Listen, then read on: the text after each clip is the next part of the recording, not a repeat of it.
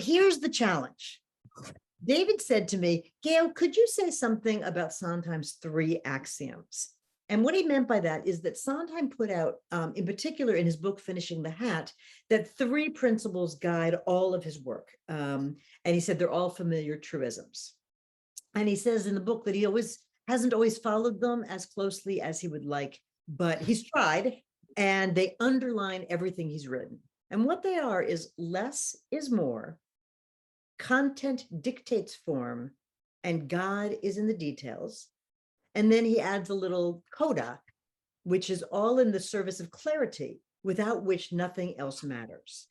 So what I wanted to do, and what I'm sharing with you now, is my attempt to sort of find examples of how these axioms work in his craft. So first of all, let's just look at axiom number 1, less is more. And he says in his book, because music is such a rich communicator of ideas, lyrics must be efficient so as not to overwhelm. If a lyric is too packed, then the audience's ear, can't take everything in. It's like an over-egged cake. It's just too rich. So what I want to do to demonstrate this, and I could pick a million examples, but the one I chose is the opening number from Sondheim's 1970 musical Company. And I admit that this is kind of a weird choice, because this song, like so many of his songs, is very, very wordy.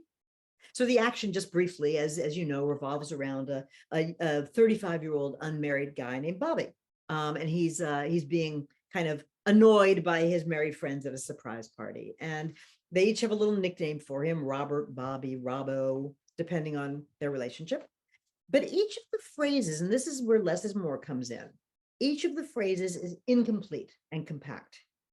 Sondheim gives us just the amount of information that we need in order to understand what's being said and the nature of the relationships. So it's difficult to pick these up because they're overlapping, but some of the words we're going to hear is the kids were asking ... or Bobby, there's a concert on Tuesday ... The ... that's being unsped. Bob, we're having people in Saturday night. So read this to yourself. Right? You know how you can often decipher a word out of just a few of the letters? It's also like gestural figure sketches. You don't need everything. A few brushstrokes will give you what you want, but also create an atmosphere of incompleteness, of hurriedness, of bombardment of stuff, which is what Sondheim's going for. And all of this, of course, takes place in the opening number. The music isn't exactly replicating what the words are, but it's creating an impression with the words and the music that this is cacophonous. This is kind of crazy. So that's one of many, many, many examples. But here's the next one that I want to move on to, is that content dictates form. And I could again use a gazillion examples about how Sondheim took the constraints suggested by the content of his shows and use them to generate ideas for music and lyrics. But there's a really, really spectacular example that I want to show you of this axiom. It's from Merrily We Roll Along, his 1981 collaboration with Hal Prince as director and book writer Hugh Wheeler. So very briefly, Merrily We Roll Along tells the story of 3 friends who come to New York in the late 50s to pursue their art creative dreams. And over the next 20 years, they do that, but in a way that really destroys their friendships and makes a mess of their personal lives. So the story is told backward from 1976 to 1957. And what we're watching is these bitter middle-aged folks that we see at the beginning of the show grow progressively kinder, and as they grow younger, and they're more likable as the show progresses. So the musical is, in Sondheim words, a cautionary tale about the value of friendship and the danger of expediency, but it's running backwards. That's the important thing. And this weird backward story spurred Sondheim to write a score that also runs backwards. So what does that mean? Merrily moves backwards in time. And since one of Sondheim's key writing principles is that content dictates form, he constructed a score that unfolds in the opposite direction of a traditional musical. The point being that as people age, each encounter with the past is richer for the memories. Metaphorically, the old tunes linger, even in fragmented forms, and if you tell a story backwards in order to make such a point, The music and lyrics should not merely reflect, but embody it. Right? So the music and lyrics are embodying backwardsness. And that means that these repetitions that Noah Brady is talking about are presented in reverse. So there's modifications first, followed by the song in an unadulterated form. And I'll explain that in a sec. And sometimes calls these reverse reprises, that we don't know that the original even exists in the show until he gives it to us later. It's one of the joys that really bears repeated listening. You don't typically get this the first time. So what this means, I'm going to explain it in so many different ways, so it hopefully is clear, that we might have a song in Act 1 that says, I love you. And in the second act, I don't love you anymore and I'm leaving you. That's sort of how a normal musical would progress. But here, because the narrative is running backwards, I don't love you anymore and I'm leaving you would happen in Act 1. And in Act 2 would be the I love you song. So in if West Side Story was going to run backwards, let's just say that we'd start out with Tony, not looking good, is he? And you would hear in Act 1 a song like this: Maria, you've broken my heart and I'm falling for a girl whose name is Edna Pearl, a name that's not as nice as yours. And it's not until the show progresses, Act 2, that we find out that when he was a young man, Tony fell in love with Maria. Does that make sense? I hope so. So in Merrily, we got a song that's called Not a Day Goes By. And this song shows up in almost identical form twice. Toward the beginning of the show, and this is now we're in the year 1967, Frank's first wife, Beth, is suing Frank for custody of their son. And she sings this song as a bitter, sad song at the custody hearing. So a very beautiful tune. Da da da da da. Da da da da da da da da da da da da da. It could easily be thought of as a love song, which it is, because in Act 2, set in 1960, so 7 years earlier, Beth and Franklin sing the same song, same tune, almost identical lyrics at their wedding. Sondheim, this is an example of what Sondheim calls a reverse reprise. I don't love you anymore, right? Act 1, followed by I love you. And so Professor Jim Lovensheimer says, the promise is broken before it is made. So I want to show you the wedding scene, Frank and Beth. It's different actors just for fun. And so you'll see how this same song functions as a love song. But because this is Sondheim, he's not going to leave well enough alone. And he makes it, instead of a duet or a solo here, or a duet at the wedding, he makes it into trio, because Frank's old friend Mary is singing her bitter song of regret that she never got to be with Frank. And she sings, I'll die day after day after day. Poor Mary. So the song retains its recurring title phrase, not a day goes by. And with only slight lyric changes, it functions as a love song from Beth and Frank at their wedding, a song of unrequited love for, Mary's part of it, and a bitter torch song at the custody hearing. It's just unbelievable. As music specialist at the Library of Congress, Mark Eden Horowitz reminds us, it's quite a difficult challenge that Sondheim set out for himself. To write a song that can do all this with just slight little changes. It's really just a feat of genius, I think. Making two completely different songs out of one song like that. And so, of course, because content dictates form, we've got to see it once, and then we've got to see it again in its sort of original form later in the show. So the other thing that's cool about Merrily in terms of content dictating form is that he wanted to produce a score evoking popular music of the 50s, which is when the two songwriters in the show, Frank and Charlie, get their start, or as he says, came to maturity. So he set out to write songs that are typical of that period. In an interview with Mark Eden Horowitz, Sondheim explains that being constrained by that 32-bar song, which we've talked about a lot in this class, including last week, was very challenging. That anyone can write extended pieces that kind of go wherever they want to go without being constrained to form, but writing a 32-bar song, very difficult. Watch him talk about this.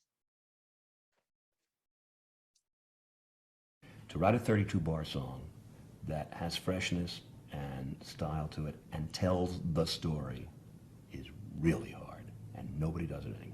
And Do you have more pride in Merrily then, in a sense, as a musical I accomplishment? don't want to compare because I'm very proud of Passion, but yeah, I'm very, very pleased. Merrily was the hardest score I ever had to write. And it was partly because I was trying to recapture what I was like when I was 25 without making a comment on it, because it's about two young songwriters. And I wanted to convey what they would have written back in the late 50s, early 60s, without making it a takeoff parody or anything, because they're supposed to be real and they're supposed to be talented. And it was pushing a pea up the hill with a nose. I mean, it was really, really hard. And what I like about it is it sounds effortless to me. I'll listen to that score now. It just sounds like a nice score. And I know what went into it, and it tells the story in 32-bar songs. I mean, some of the songs are 108 bars, but there's sections of 32 bars. So I know we've gone over this as recently as last week, but very, very, very briefly. First of all, it's the way that he uses the 32-bar songs to tell stories that is so cool. And we've done this before. We've got an A section of 8 bars very quickly, a second A section, usually the same, but maybe with changes, a bridge, something with a different feel, a final 8-bar section. And to use the same example I used last week, what'll I do when you are far away and I am blue? What'll I do? What'll I do when I am wondering who is kissing you? What'll I do? Bridge. What'll I do with just a photograph to tell my troubles to? Repeat. When I'm alone with only dreams that few that won't come true, what'll I do? Thank you for that, for allowing that repetition. But Sondheim being Sondheim has to complicate things and make his songs much more interesting. His lyrics are typically more literate than the old-fashioned Tin Pan Alley songs, and the thoughts they convey are more sophisticated. So I just want to play you a little bit of a bridge of one of the songs from Merrily. It's the B section, the bridge of Good Thing Going, which contains a very wise reflection on the dissolution of a relationship. So here's the original Charlie Fringus, Lonnie Price, from the Broadway cast album. I'm just going to play you 20 seconds of the bridge to demonstrate that this is really different than what'll I do with just a photograph to tell my troubles to. I think this is just much cooler than what you typically find. Very, very difficult, complicated phrase. So I wanted to talk a little bit now about the final axiom, which is God is in the details. Sondheim often repeated his mentor Oscar Hammerstein's story about seeing a picture of the Statue of Liberty from above. This was taken from a helicopter in this story. And what Hammerstein said was, I was amazed at the detail there. The sculptor had done a painstaking job with the lady's coiffure. And yes, he must have been pretty sure that the only eyes that would ever see this detail would be the uncritical eyes of a seagull. He could not have dreamt that any man would fly over the head and take a picture of it. And so Sondheim was like, well, that's what you do. You put detail everywhere, whether or not anyone picks it up. And I see this playing out in so many different ways. First, in the enormous care that Sondheim took in every single note and word. Because one of the things you will discover, I hope, is that as your material goes to actors and actresses, you suddenly find yourself in the embarrassing position of having to defend what you've written. Because an actor will come to you and say, now, what did you mean by this line? And you can't say, oh, well, when I mean, it's a, yeah, it's, you know, you've got to tell them exactly what it means. You must be able to defend every single word and note.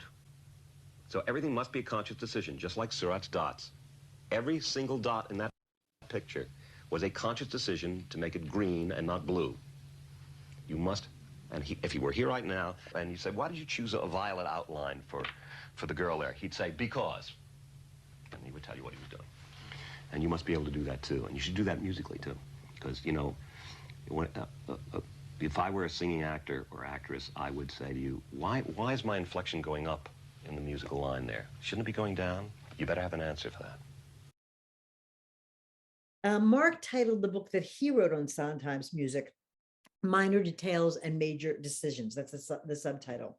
And that's a quote, of course, from Sunday in the Park with George, from Putting It Together, when the artist George sings, art isn't easy, every minor detail is a major decision. And when we study Sondheim's work, we can see just how many decisions went into creating the details that add up to these spectacular wholes. So I want to give you two examples. One technique that Sondheim employs is to repeat a tune with almost identical lyrics, but to give them a very slight change in the final repetition that really, really packs a punch. So the first example is from The Miller's Son, from A Little Night Music. As you may know, as she imagines her future, Petra plays out three scenarios in her head. She marries a working class guy, she marries a businessman, then finally she takes up with the Prince of Wales. And sometimes structured it parallel so that in each of the verses, dancing plays a role. And so as she pictures herself wed to each of these men, there's a different relationship to dancing. So here we go. This is when she's married to the miller's son, the working class guy. Friday nights for a bit of fun, we'll go dancing. Then she goes to the businessman. Friday nights, if we think we can, we'll go dancing.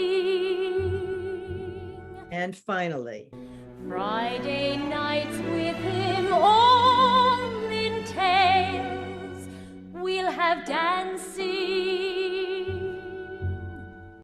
that switch from participating in dancing, whatever the hell they feel like it, to having to get a babysitter when she's married to a guy, you know, the businessman, to finally not even dancing, but watching dancing. This basically says everything. God is in those particular details. In another example, this one from Follies, Sondheim switches just one word to show how desperate Sally is in her obsession with her lost love, Ben. So as the lyrics will tell you, during the day, Sally stops what she's doing to think about Ben, but at night, her obsession keeps her from sleeping. And one word changes. See if you can catch it if you don't already know. The Broadway Maven is the only free weekly Broadway appreciation course you'll find online. Every week we look at topics as diverse as Wicked, Mel Brooks musicals, and Gershwin on Broadway. If you happen to catch that crucial lyrics change, please feel free to put it in the chat. Purify. So I want to tell you about it. So that's that one word that all through the day she's thinking about him, and at night she stays up to think about him. After examining original lyric sketches, Mark Eden, whoops, that's right. We change and think about to think about. Mark Eden Horowitz, my hero for this particular session, went through lyric sketches for the Library of Congress. And it says, most of the lyric sketches are about word choice and phrases that will give just the right color and emphasis. He spent a good deal of time looking over lots of drafts for this particular song and wrote an article called Biography of a Song.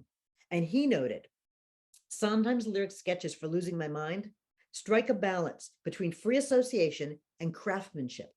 He gives himself the freedom to travel down various paths, but quickly works to refine an idea to see how it might be improved or if it's a dead end.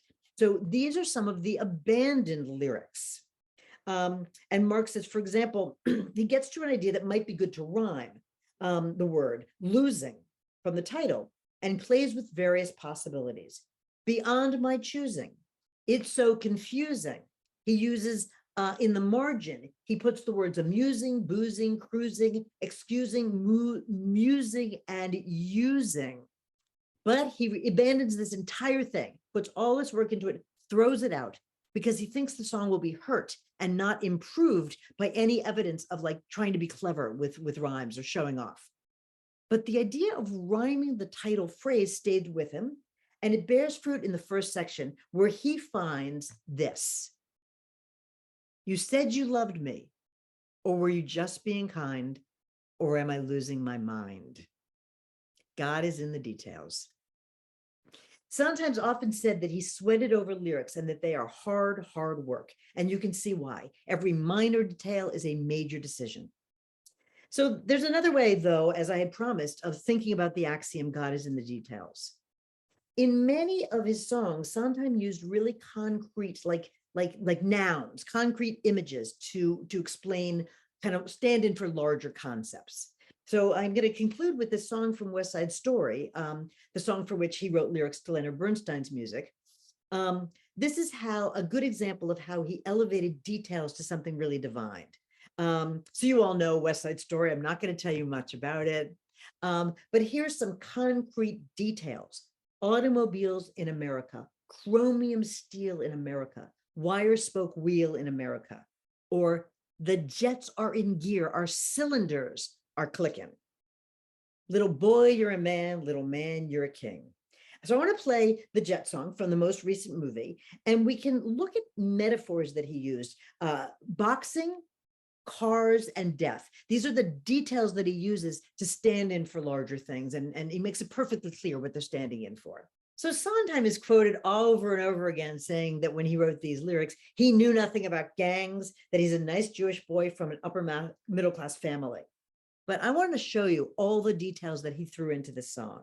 The idea that being in a gang means you're in all the way, that it is, whoopsie, wrong page, that it's akin to being a family, that membership in a gang is permanent, and that death is always lurking around the corner, that disconnection is a curse and belonging is the cure, that gang membership confers status and increases your virility a lot, and that the gang is posed to be violent.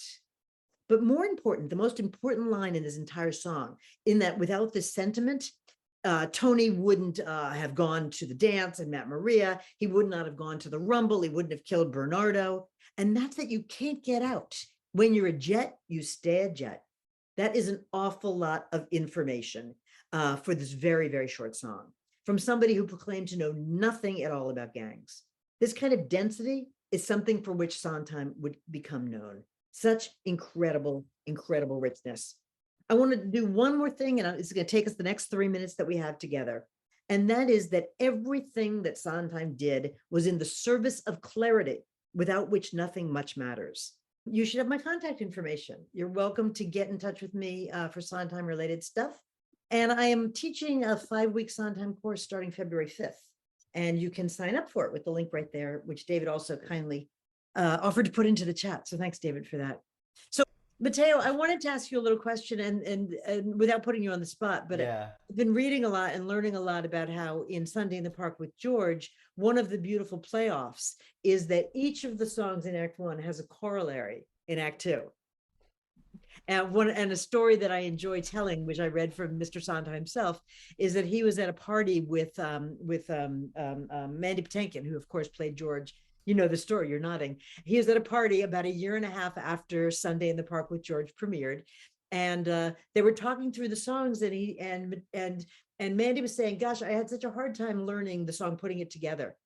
And Sondheim said, I'm sorry, you had already sung it in Act 1. Why are you having a hard time with the song? You sang it beautifully in Act 1. He did not realize it was the same tune, with a couple of little changes that I'm sure Mateo, if he had some time, could show us. But basically in Act 2, we've heard all of the musical material before, but we don't recognize it because Sondheim's done stuff to it. And what's great about that from a storytelling perspective is people say, why is Act 2 necessary in Sunday in the Park with George? But in fact, it's a continuation of Act 1. If you listen, there is something to be said about Act 1 in every single song in Act 2. It's just amazing. And that comes from the idea of a motif sheet and the idea of having motifs to draw from. And that's why, like, okay, George Seurat, the painter in France in the 1800s, is dealing with color when he's doing his pointillism. So we get the, right? Then George, the technological artist in the present day in America, is dealing with color. So we put a different instrumental sound on it and go, right? And it becomes, and it shows like it's the same thing. It is. They're both dealing with the same things, even though the technology is different and the time is different. Artists are dealing with the same things they've always had to deal with. Yes. And that's like, there's another motif that I didn't write down, which is the art isn't easy, right? That motif, which comes in, everyone's singing it at the like cocktail reception for the technology artist people in Act 2, but then it's also like almost it's very similar or identical to something in the first act where they're singing about like artists are so... The Broadway Maven's Weekly Blast comes out every Thursday. It contains essays, reviews, YouTube gems, surveys, and more. I will chat with Gail about the subject that is coming up, which is some of the less well-known Sondheim shows. Do you want to talk about Pacific Overtures or Passion or what's the third one he's doing, or Assassins? Oh my gosh. Pacific Overtures, Assassins, or Passion. Or Passion. Wow. They are lesser known. That's not where I thought you were going, but yeah. So yeah, Pacific Overtures is something I can talk about a little bit because I found all three of these shows really challenging. Yes. But the one that I've invested the most energy in is Pacific Overtures. And I've invested more energy in lyrics than I haven't gotten any assistance on some of the music, which is challenging because what's happening in the music is that Sondheim is trying to sort of get a flavor of Asian music without actually writing in the style of either kabuki or no or any of the other classical theater or music styles. So what's challenging about the music is he's using a 5-note scale, which if Mateo were here, he could demonstrate. And he's limiting himself to that scale, but beyond that, he's creating this sort of hybrid score. And one of the reasons for that, and what the creators, which would include John Weidman, the book writer, and Hal Prince, the director, what they're doing is they said, we can't write authentically Japanese theater. It wouldn't be right of us. We're a bunch of Jews from the Upper West Side. But what we can do is we can imagine, and I hope, Peter, I'm not stealing your thunder, a Japanese playwright who's come to New York and seen some Broadway shows and come back and created the score. And I'll stop there because that's perhaps something Peter's going to want to talk about when he starts his thing. So thanks for the opportunity, David. Hi, Peter. Good day. How are you? So welcome, Peter. Peter Filichia is our other Broadway Maven because he knows so much about Broadway history and culture and personalities and shows and the Sondheim. And today I've invited him to talk about 3 shows that may not be as well known as the ones that we looked at last week. And that's in any order you want to do them, Peter: Passion and Pacific Overtures and Assassins. Peter Filichia. Fine. Why don't we go with Assassins? Because that may be the strangest one of all, though a case can be made for Pacific Overtures too. We always talk about the fact that Sondheim likes to go and just turn things around from what you usually expect.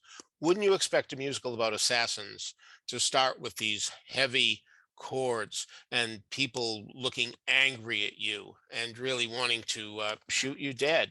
No, he went for a perky melody, one of his most tuneful melodies. Everybody's got the right to be happy. It's an uplifting opening number. If you didn't know that these people were assassins or would be assassins, you wouldn't know that this was what's on the... You would really think this is an optimistic show song in the style of Put on a Happy Face, Climb Every Mountain, Good Times Are Here to Stay, You Gotta Have Heart.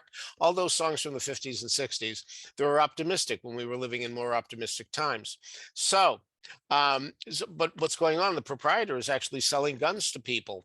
And, it is American rights, Second Amendment. So whether or not you agree that it's the law and you can do it. So first prize goes to rank beginners, he says. Yeah, I mean, think of Lee Harvey Oswald, to think that he was only 23 years old. And one of the points of Assassins is, with a gun, you can change the world. And he certainly did.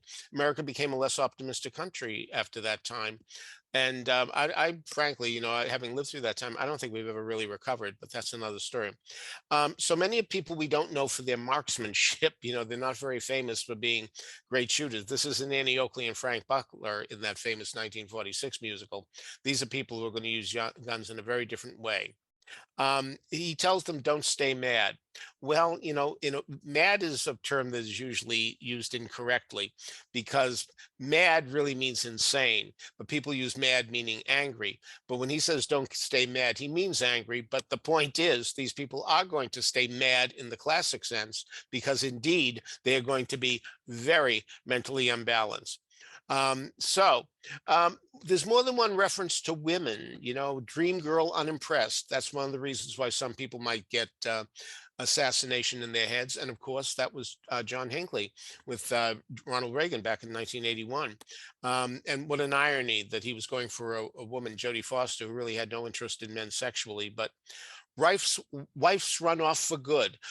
We will find out in the Lee Harvey Oswald scene that indeed one of the big problems that Lee Harvey Oswald had was with his wife, that she really lost respect for him, and he had to show her that he was something terrific. Everybody's got the right to be different. That's a big American theme.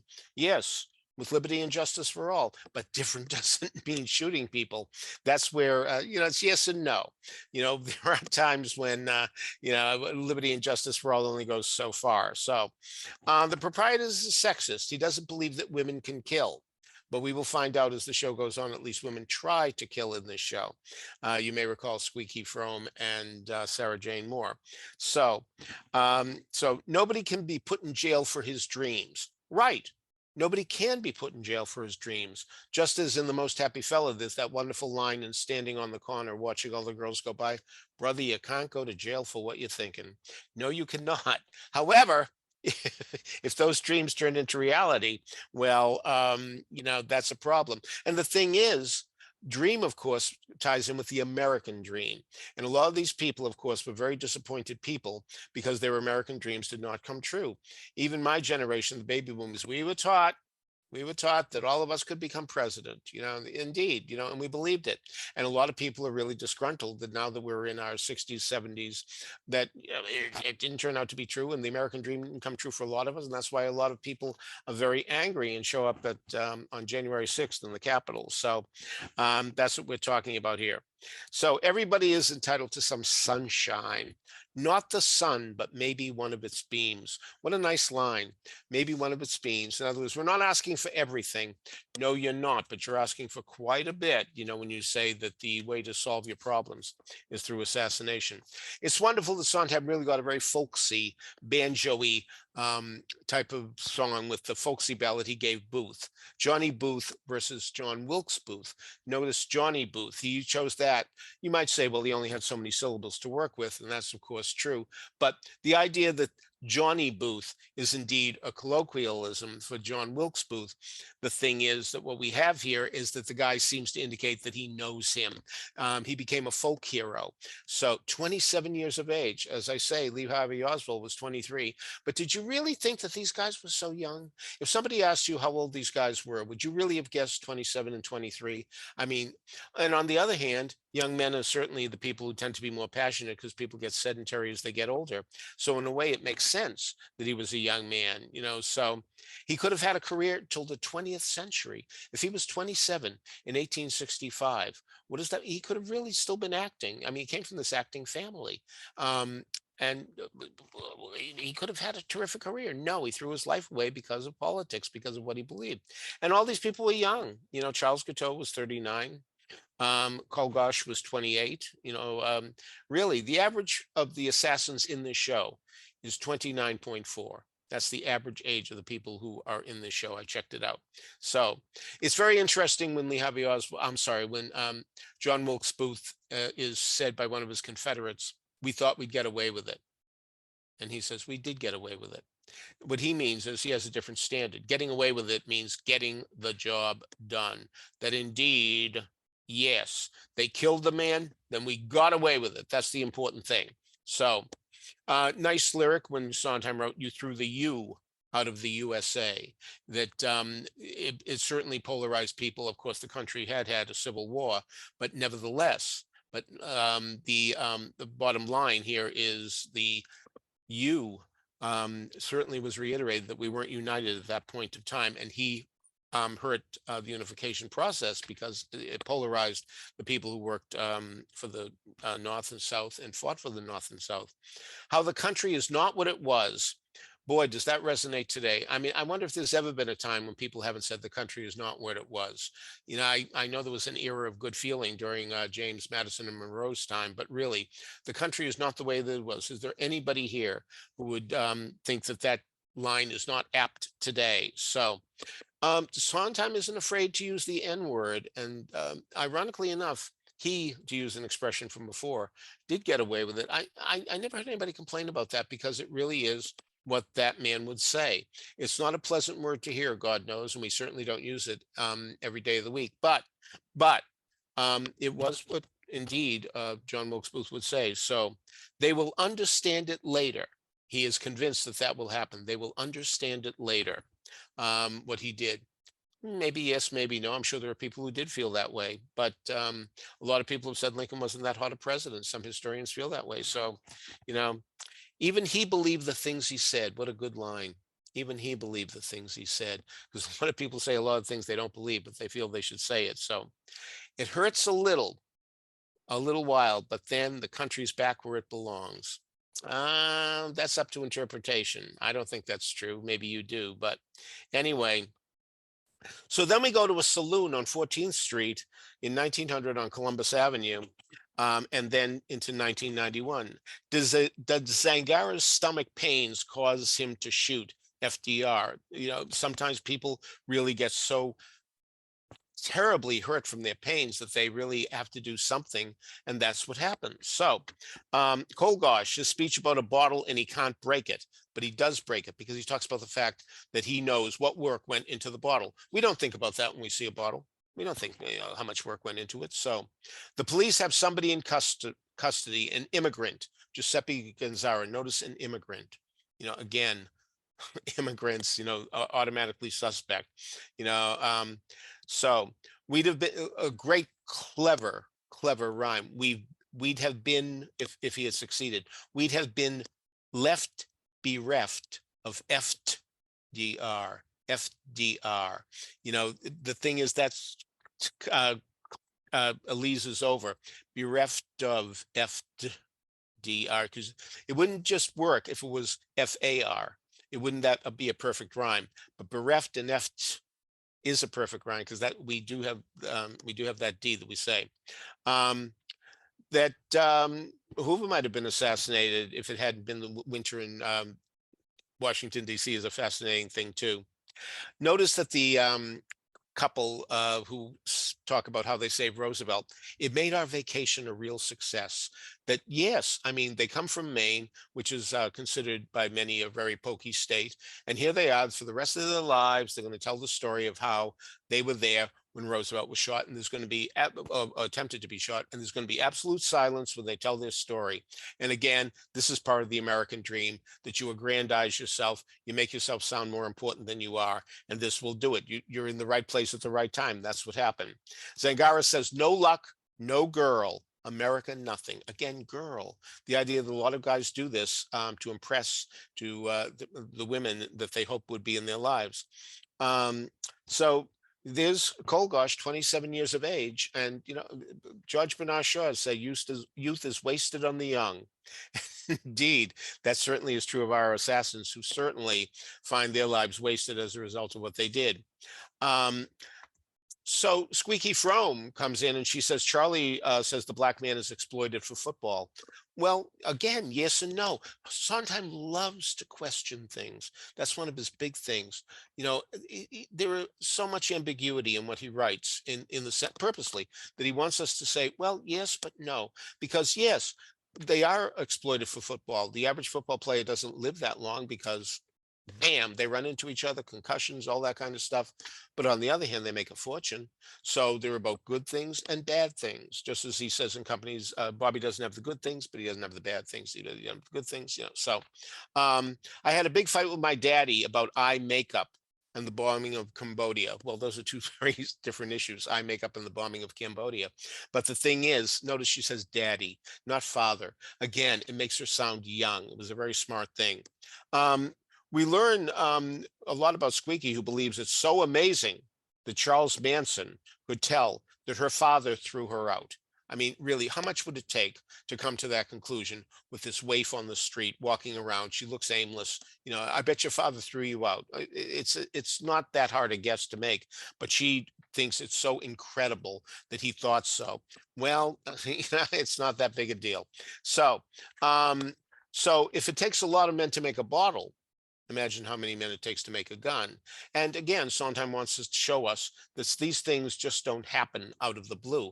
They are things that have to be learned. They are things that involve skill, important people, and yet we don't know who make these guns. We have no idea how many people it takes to make a gun, even though Sondheim tells us a lot of men.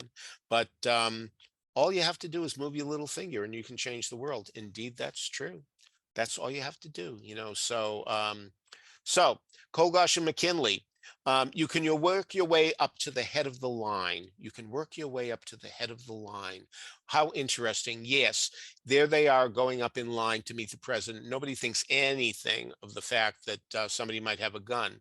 As a result of McKinley's assassination, that's when the Secret Service started, and their record was spotless for 60 years. But then, of course, they failed on November 22nd, 1963. But working your way to the head of the line is a smart thing, because it has two meanings again, because you are talking literally about going up, taking one step at a time to get to your place in the line. But you do work yourself to the head of the line, that you become famous, not rich and famous, but famous. Infamous, yes. Notorious, yes. So the Tower of Light, the Fountains of Abundance, all these images of happy-go-lucky things, a World's Fair, an exposition. Wow, what a great place to have fun, except it didn't turn out to be much fun for, indeed, Mr. McKinley. Sam Bick's monologue, this was a review. The show was done as a review. It wasn't done as a book musical. It's all these incidents, and reviews conventionally had dramatic sketches, comedy sketches. And so here's Sam Bick, who wants to throw his plane into the White House. He's giving Leonard Bernstein advice. Forget the long-haired shit and write what you write best. And again, he's got a point. Today, nobody remembers Leonard Bernstein's classical compositions, which his mentor, Serge Kozovisky, said, you got to do that. You got to do the classical music. Broadway musical is candy. It's stupid. But look what happens. I'm history, Sam Bick says. He almost was. He almost was. People use that expression, meaning I'm leaving, I'm gone. But he almost was history. And to a degree, he was history, since we are talking about him. So John Weidman told me that indeed he listened to the actual Sam Bick tapes, and they weren't at all funny. He just felt the need to make them funny for some respite. But he said the guy really was sad and pathetic. So, what may not be clear is that John Hinckley is in his parents' basement. So how did Squeaky get in there?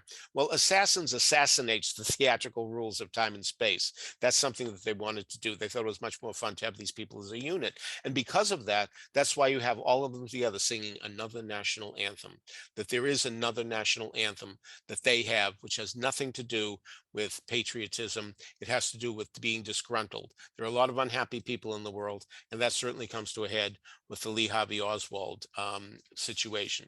So let's move on, because we have other things to talk about. Let's go on to Passion. Now, what's really interesting about Passion becomes a much more interesting show if indeed you watch the original movie on which it's based. A movie called Passion d'Amore. When I interviewed Sondheim one time, he wanted the questions in advance. I said, Passion is based on an obscure Italian movie. He crossed out the word obscure. He didn't want that said. No, it isn't an obscure movie. Not many people know it. But really, to get full appreciation for what he achieved in Passion, you really should see Passion d'Amore, because the bare bones of what's going on is there. He does follow the plot, but he adds so many interesting things, so many perceptions that aren't in the movie, that they're really worth hearing. So he went on record saying that the force of someone's feelings for you can crack you open. It is the life force in a deadened world. And this is a story about if you are persistent enough, you may get what you want. You got to keep on trying. And that's what Fosca does, in that she will not let this guy alone. She will not do it. She loves him. That's all there is to it. She's crazy about him. She drives him crazy. Literally, he winds up in a sanatorium, but she ultimately gets what she wants. So it's really something to watch this happen. Now, at the beginning, we see Giorgio and Clara sing of their happiness. They're talking about how happy they are, how happy they are. They seem to have no problems. And then kaboom, we see two problems immediately. One, she's married. She's a mother. My God, she admits to being married. She doesn't tell us about the kid at that point. But anyway, she's married. This is an illicit affair. And he's being transferred. He's going away. Now, of course, there are two famous expressions. Absence makes the heart grow fonder, and out of sight, out of mind. We'll see what happens here. Will it be one or the other? So we like George for offering to loan Fosca his books. He hears that she likes to read, and he says, oh, I have some books. Why don't I give them to her? Now, in the movie, it's her cousin, who's a military officer, who says, listen, if you have some extra books, she'd really like to read them.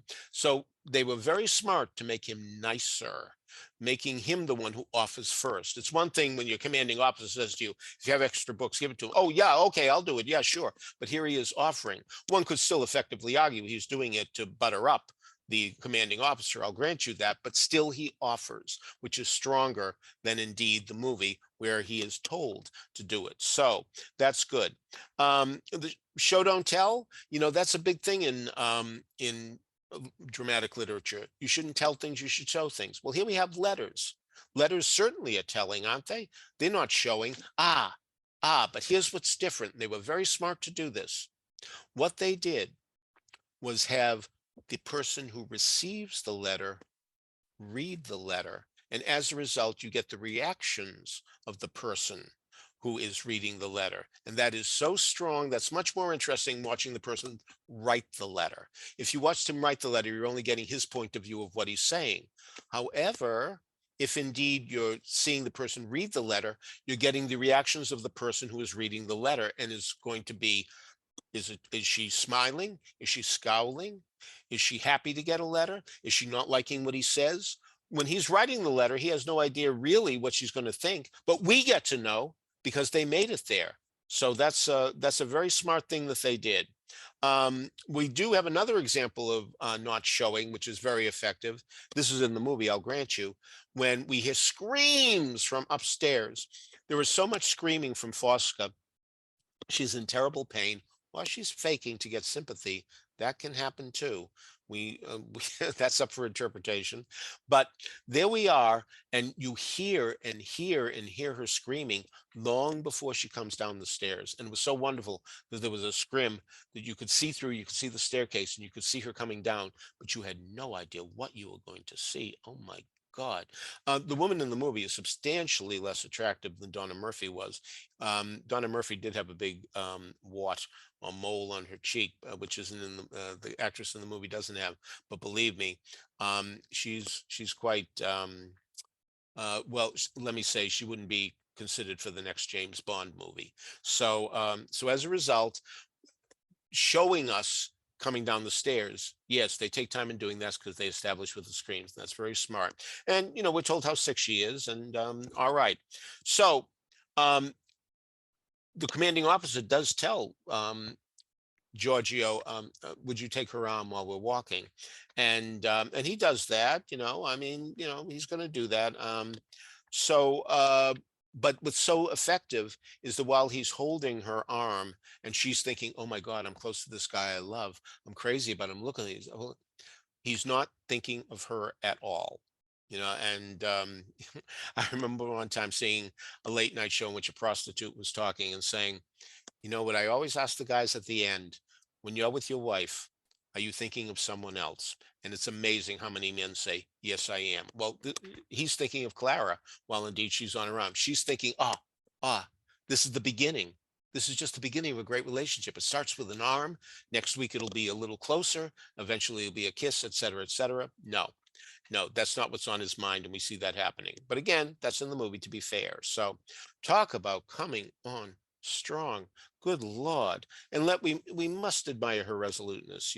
Many who are ill and unattractive would have given up and said, there's no chance for me. That's it. Let me not try to put myself in contention. I'm only going to embarrass myself when he shoots me down. No, not Fosca. You must admire that she has a sense of self-worth and less insecurity that many women who are far more attractive than she would have. So, Giorgio gets a 5-day leave. He's going to take it because, after all, the captain gives it to him, and maybe the captain gives it to him because he's been very nice indeed to Fosca. So, one hand does wash the other. When he returns, Fosca's obsession reaches the straw that, really breaks the Giorgio's back. Now he refuses to see her, and that turns into giving her a tailspin that accelerates her illness. So the doctor says, look, he guilts her into seeing her. Fosca accelerates the guilt by having him write a love letter to her.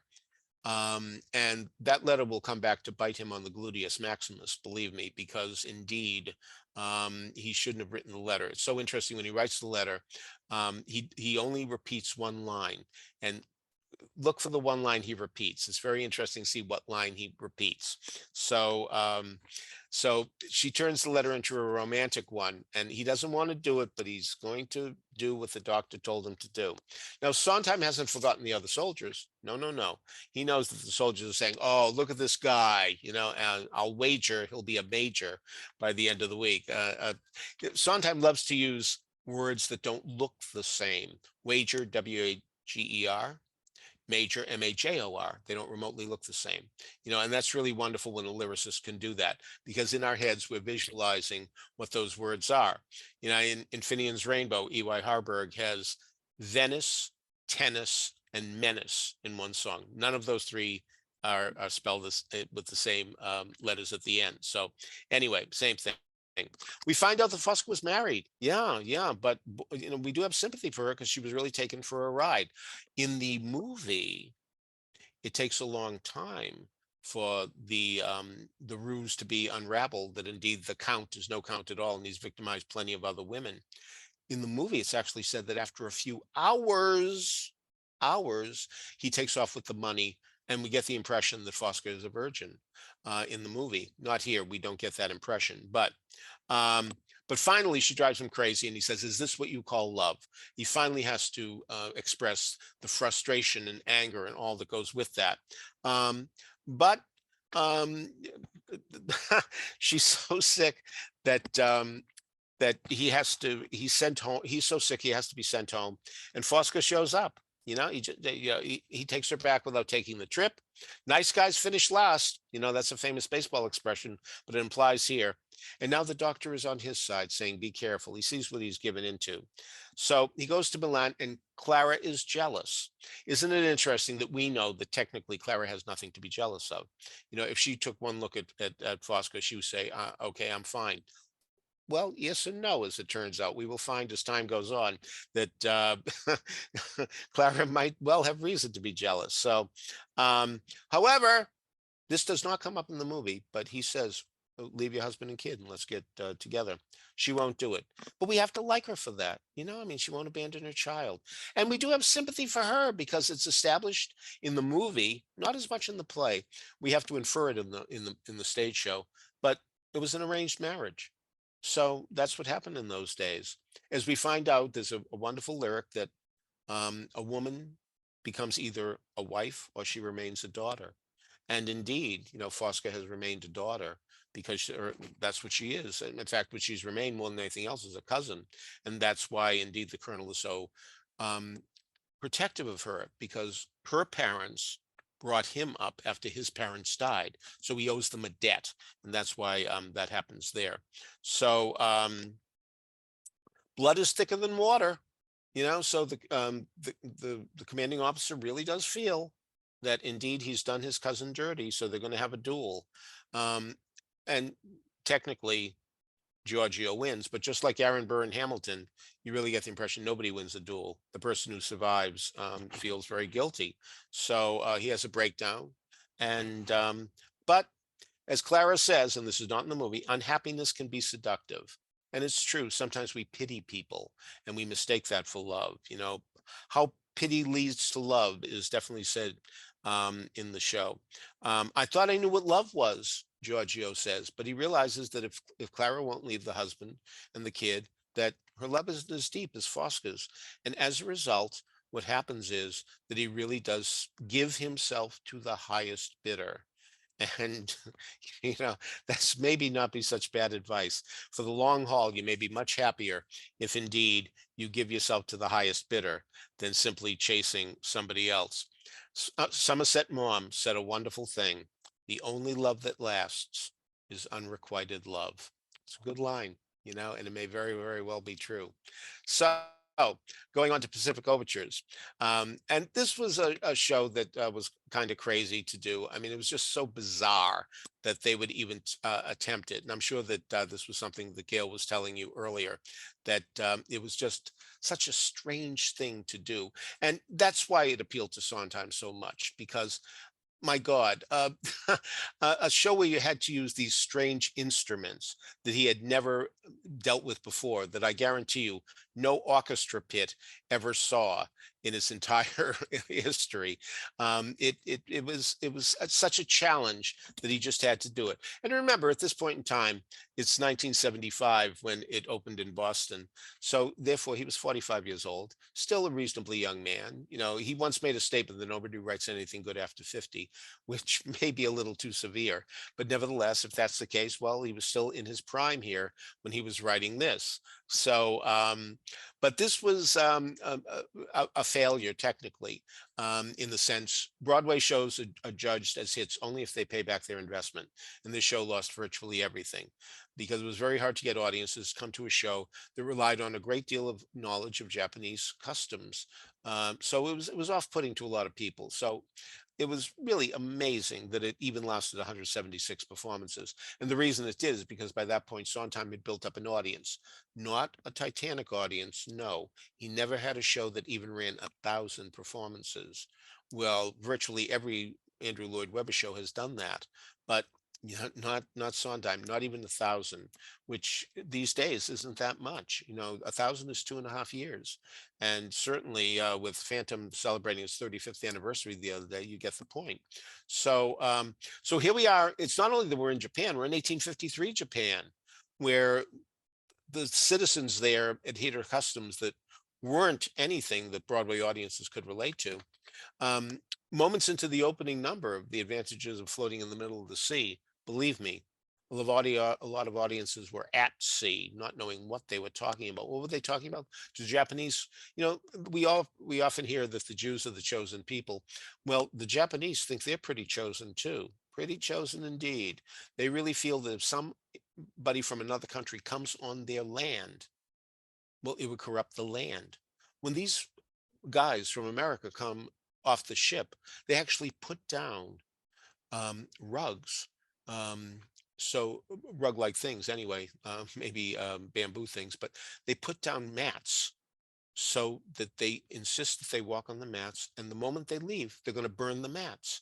And that was their way of the loophole of getting out of the fact that these guys would corrupt the land by standing on it.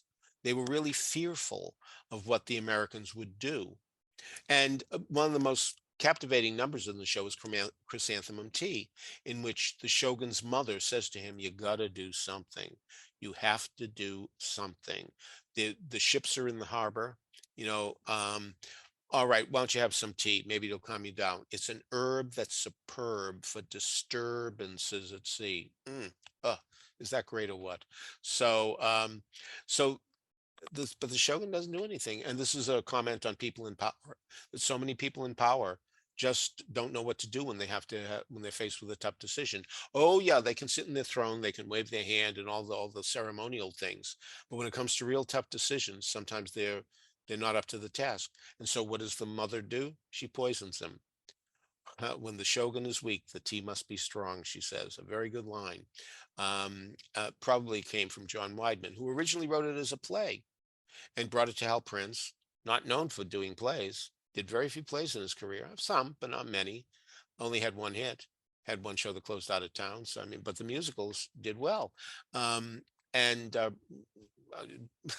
Prince rarely read a play where he didn't say, "You might make a good musical," if he thought it would, and this was one he thought would. So anyway, we have the Japanese. There's also some nice vagaries. A lot of people assume that that there are all these women who are very glad that the Americans are coming because it's going to be good business. So we assume they're prostitutes. You know, that's what we think. They're prostitutes. But no, they're geisha girls, and geisha girls are very different from prostitutes, very different indeed. And they they really do talk about we will make them feel good, and they don't mean it sexually at all. So that's very strong. Sondheim was once asked what was his favorite song, and he said "Someone in a Tree," which comes from this show. Later he said, "Listen, that's what I thought of at that moment. I mean, it's just too hard for me to have a favorite, but at least we know this is in the upper echelons of songs." And what is it? It's three different people with three different perceptions of what's going on. One guy was in a tree and he saw the meeting between the Americans and the Japanese. So all he did was see what was going on. Couldn't hear anything, couldn't quote anything, Then there was a guy who was underneath the floorboards who could sort of hear what was going on. But considering that this was a very important meeting, God knows what he missed, so he couldn't be relied on. As for the guy in the tree, we see him as an old man reminiscing, but we also see him as a young man remembering things that the old man doesn't. So it's a very complicated number, and it's really quite wonderful. So and again, this is one where the shamisen and the shashuki instruments that are not found in pits, certainly not in Shenandoah or Saratoga, believe me. So that was authenticity was so important to Sondheim. I mean, when Richard Rogers began composing The King and I, he always said that the chorus girls would all come on and sing "Ching-a-ling-a-ling" with their fingers in the air, and yet Rogers turned out a hit-laden score that was more Broadway-centric, Getting to Know You. I mean, granted, that was a British lady singing it, but the point is, even when we had the Siamese, as they were known in those days, people singing "We Kiss in a Shadow," the songs that they had didn't sound like Siamese songs, but Sondheim wanted his songs to sound Japanese, and that was important. His second act opener is really terrific too, when indeed he had other people now from other nations coming and opening up Japan in that way. So you have somebody from Holland coming in, so you hear a Dutch type of melody. Somebody from England doing a very much a Gilbert and Sullivan patter song type thing, a French song doing a Maurice Chevalier type song, and this is to show that everybody's coming in. And how is it working out? Well, through the song "A Bowler Hat," which is really, really clever. We see a man who is ready to embrace the foreign culture. I read Spinoza every day. Formidable. I mean, formidable. What a great thing. The Sondheim put that in because it shows that he's been studying French. That's a great, great device to have him do that. Spinoza, of course, is not native to Japan, but neither is Formidable. So it's really great that he's expanding his horizons. But yet, on the other side of the stage, somebody who doesn't show up in the original cast album here because he's not speaking, he's doing a traditional type of Japanese worship ceremony to the gods. And that's what he's doing. So some people embrace the new culture, some people don't. And that's the way it works out. But we do see that their fears are pretty much realized when indeed the British soldiers come in. And it was really something to see these Asian men in the original cast speaking with Cockney accents in the song Pretty Lady. Pretty lady, pretty women, pretty songs, and people always talk about Sondheim can't write a good melody. It ain't just Send in the Clowns. These are very good songs, and Pretty Lady in this show is one of his all-time best ballads. It's really lovely, and you must hear it. So what happens? The customs die away. I mean, it's so interesting that in Company and Follies and Little Night Music, the three shows that preceded Pacific Overtures, all of those shows dealt with marriages in trouble. You saw marriages that were not sailing along smoothly. In Company, granted, only one couple winds up getting divorced, but there's certainly one couple that makes it quite clear that adultery is on the table. With Follies, those two couples are miserable. With Little Night Music, people are with the wrong people. An older man marries a younger girl and lives to regret it, and will lose her. But he was never right for her anyway. He was right for Desiree, and they wind up at the end. But the difficulties of relationships are big things in Sondheim shows. What happens here? when a little, I'm going to use the term pisher, I hope you know what I mean, is not a Japanese word, needless to say, is asked to go out and deal with the Americans. He's the one who comes up with the idea of the mats. But the thing is, his wife really believes that he's really gone over his head. So how does she solve the problem? She kills herself. We often hear about harikari, seppuku, all those customs in the Eastern world. Well, this is what happens here too. So what happens at the end of the show? Next. They're interested in what happens next.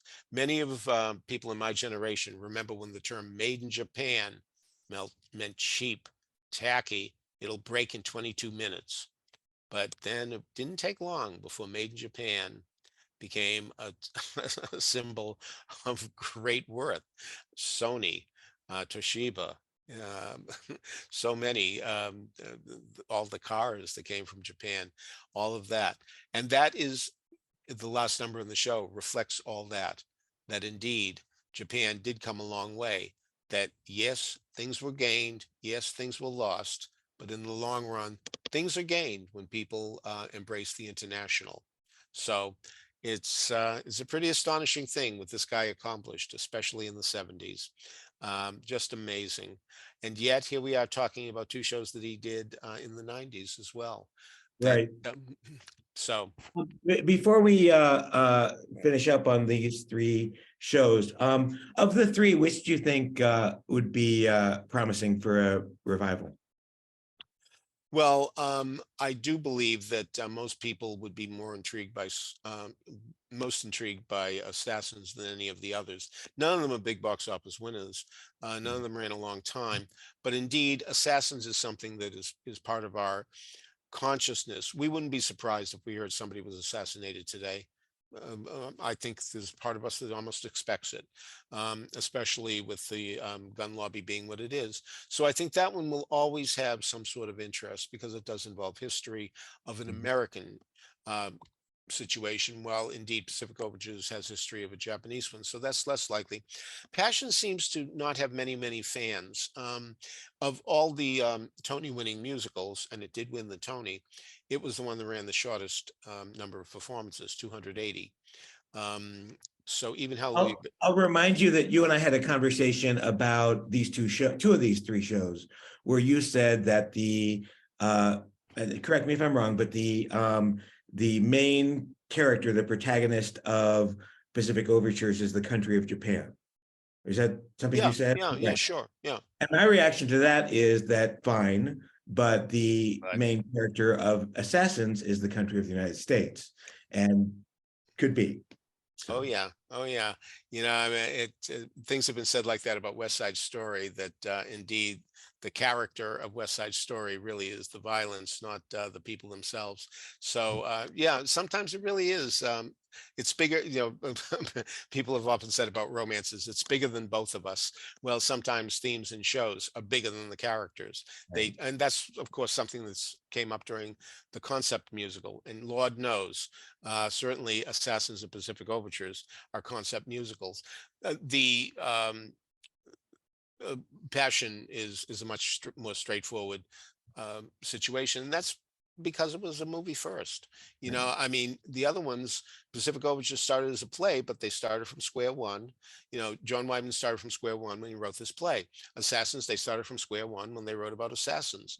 You know, they had history on their side, but they had nothing else. Okay, shalom. There are probably a couple of you in the room who don't know me. I am David Benkof, the Broadway Maven, and I am very pleased to be part of this class with our full complement of faculty, with Gail and Mateo and Peter and myself, each having a crack at talking a little bit about Sondheim at the intermediate level. And I'm pleased to say that I'll be talking about his lyrics, and I am such a fan of Sondheim's lyrics. I did make a video with my 100 favorite. I know some of you watched it in preparation for today's class. And I want to give you the annotated version for my segment. I want to use I want to start by showing you my 10 favorites and explaining what I like about them and looking and delving into them. And then I don't know how much time we'll have. We'll go back to number 20 and work to 11. And that will probably be all the time that we have, and probably less than that, but who knows? So let me go ahead and share the screen, and we'll look at number 10 and talk about it, and 9 and 8 and 7, and see how far that gets us. What are we to do? Officer corrupt you.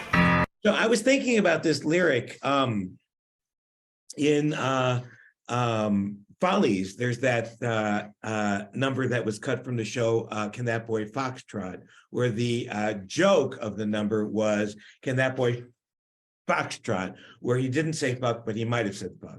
And I think that's connected to this, where Sondheim really says that he really wanted to use the phrase fuck you in the show, but he couldn't get away with it. So he came up with this second best, which was corrupt you. And I totally disagree. I think it's genius. I think it totally makes the song fun and makes the song work. And that if it had fuck you in it, it would ruin the tone of the show because it's inconsistent with the other things going on in the show. Now, you could have replaced Spit Hits the Fan with Shit Hits the Fan and, you know, rewritten the entire show in a way that would make fuck you work. But the rest of the show as written, Crup You works better. And not something that Sondheim agrees with me on, but I think he did very well in the way he wrote this lyric.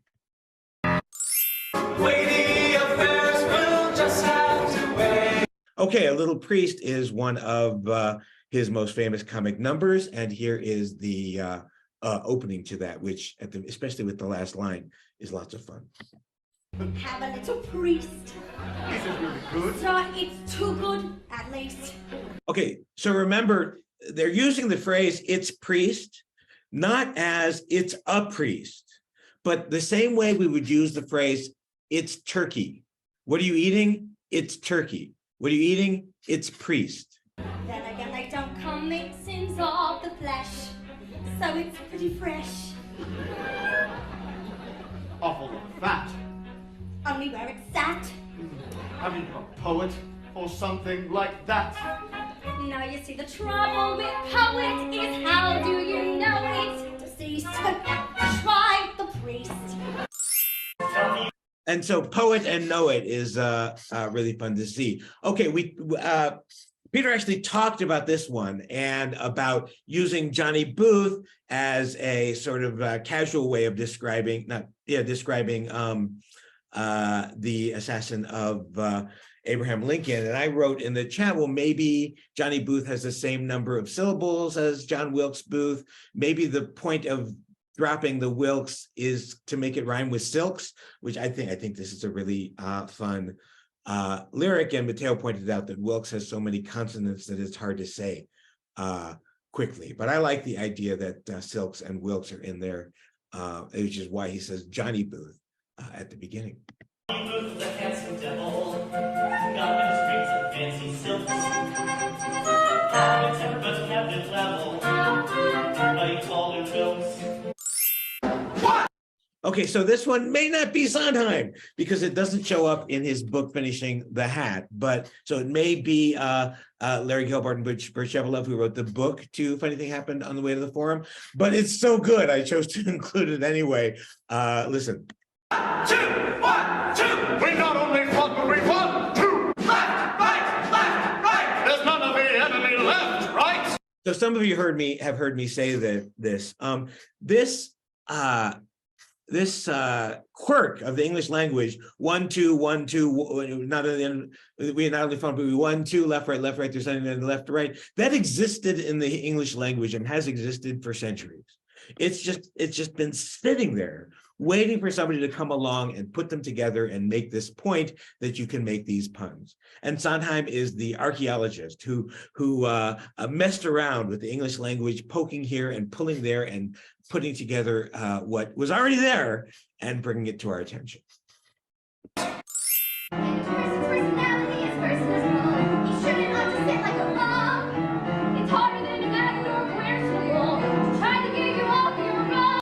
Okay, so this is a lot of people's famous favorite Sondheim rhyme. And sure, personable and coercionable are unthinkable if you're not of the genius level that Sondheim is at.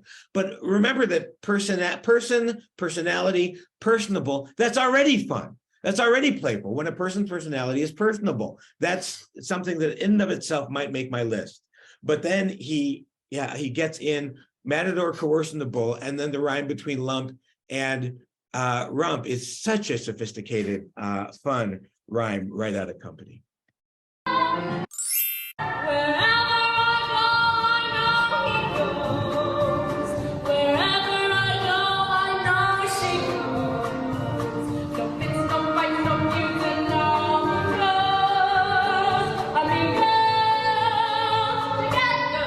So Sondheim was very proud that Cole Porter really liked this lyric, in part because there are so many different rhymes. There's he goes, she goes, and that's a rhyme on its own. And then egos, okay. But then finally ending with amigos.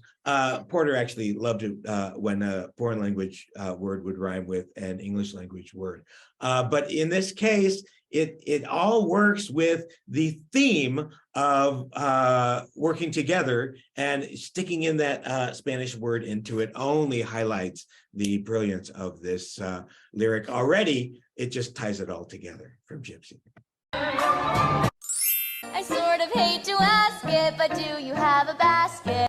Okay, so this is a classic fun Sondheim rhyme. It takes a verb and a pronoun and rhymes it with a noun. One of them has two words. One of them has one word. One of them ends a sentence. One ends a question. It's just two very different things, and he sticks them together and they rhyme, which makes it, and they make sense. In the case of Little Red Riding Hood asking the baker and his wife for something to put all the sweets into. I pine, I blush, I squeak, I squawk. Today I'm warm, too weak to walk. Okay, so listen. First of all, I pine, I blush, I squeak, I squawk. Squeak and squawk are fun. But the main reason I've got this in here is woke, weak, walk. Again, this existed in the English language, but he had to go out and find it and show it to us, because woke, weak, and walk each start with the same consonant and ends with the same consonant. They just have different vowel sounds. But he worked it together where it perfectly works well as a sentence. You could translate this sentence into any foreign language and nobody would say, wow, that's a word that's stuck in there only for the rhyme. No, I woke too weak to walk. You could say that in many languages and it would make sense. In this case, he exploits the way those words are put together in the spelling and structure of the English language. I like the island Manhattan. I know you do. Smoke on your pipe and put that in. Okay, so there are two ways to think about this lyric, which is my favorite in all of musical theater and certainly in all of Sondheim. Sondheim has said he's embarrassed at some of the lines that he has given to Maria, where she says, it's alarming how charming I feel, which is something that an immigrant would not be able to articulate such a playful set of lyrics. But Anita has been there longer and might know the reference. I go a step further, that this line is telling us that Anita is really playful and has really figured out America to the point where she can not only take one of the English language's classic lines, but she can turn it upside down, pull it from the inside, and make the point that she's trying to make, which is that she likes Manhattan and does not feel a need to go back to San Juan. I feel charming. And there's Maria. Charming. It's alarming how charming I feel. So I once said that would be a fun thing to put on my tombstone. It's alarming how charming he felt. It's a really fun line, and I don't care if it's not exactly the language that a character like Maria would have said. It's still fun for me to listen to and repeat. Benkof snuggled underneath our flannel, critics trust you and the English Channel. In our cozy retreat, get on the damn tidy, we'll have chums over every Friday. So it's works well for the London setting, rhyming tidy and Friday, and flannel, English Channel work really well for the setting of something that Mrs. Lovett would say in envisioning what her life would be like in a romantic partnership with Sweeney Todd. By the sea.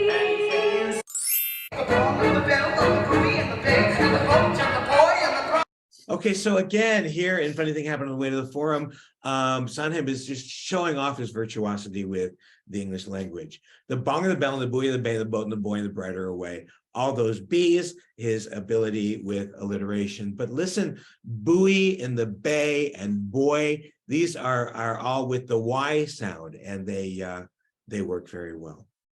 Tell my daughter I caught her, I tried my best to point the way. I even named them as you. So this is important. Sondheim is insistent that he never made up names of characters in order to make sure that they rhymed with something they wanted to rhyme with. And he has treated it like that's a terrible thing to do. Now, I would suggest that Meredith Willson and Marian the Librarian are proof that sometimes it works quite nicely, but he didn't come up with the word Desiree in order to rhyme it with point the way or desire or anything like that. Desiree is in the original source material. That's the name of the character. And he was able to write this line that not only rhymes, but points out that there might be a reason that Madame Armfeld in The Little Night Music named her daughter Desiree. I chose and my world was shaken. So what? The choice may have been mistaken. The choosing was not. It's just profound and deep. It's not here for the rhyme in this case. It's here because of the idea that sometimes from Sunday in the Park with George, that sometimes you have to make a choice, and the fact of choosing is necessary and not a mistake, even if the thing that you choose is a mistake. So what? The choosing was not. Could I leave you? No, the point is, could you leave me? Well, I guess. So it's a song about could I leave you, could I leave you? And then at this moment in the song that I'm showing you, it turns around and she says, well, could you leave me? But she uses it in a different sense of leave me. And so listen. You could leave me the house, leave me the flat, leave me the Brox and Chavez and all that. You could leave me the stocks for sentiment's sake and 90% of the money you make.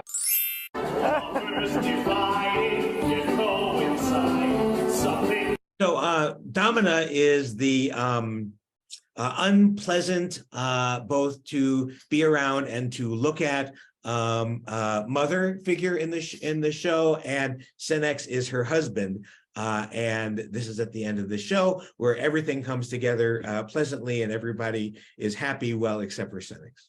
For everyone, Company tonight. father and mother, get one another. Something for everyone. Tragedy tonight. Do not put your faith in a cape and a hood. They will not protect you the way that they should. And take extra care with strangers. Even flowers have their dangers. And though scary is exciting, nice is different than good. Okay, great line. Nice is different than good. It not only encapsulates Little Red's experience, which is strongly implied to be some kind of sexual encounter with the wolf, certainly being eaten, but probably ravished in a different way as well. And she says, scary is exciting, but nice is different than good, because the wolf was nice to her and not good for her. So but all of this, take extra care of strangers, even flowers have their dangers. That this song, I Know Things Now, expresses so well what Little Red might be feeling after her encounter with the wolf. First you're another, so I then someone's mother, then your Already a brilliant lyric, but then this one where you get to use the word career as both a verb and then twice as a noun. Again, all making sense, all with a logical purpose to include in the song. Then you career from career to career. Let's go to number 30. Say, Mr. Producer, I'm talking to you, sir. My favorite part about here is producer user, which works nicely because you call a producer sir. I don't need a lot, only what I've got. Plus a tube of grease paint and a follow spot. This is moving as a pie shop. There's a business, but I noticed something weird. Lately, all the neighbors' cats have been. So for a horror musical, Sweeney Todd is really, really funny and has a lot of moments. And The Worst Palace in London is one of those where the humor just comes through, especially through the rhymes. So listen to how Mrs. Lovett describes another pie maker that has found a creative way of finding meat for their pies.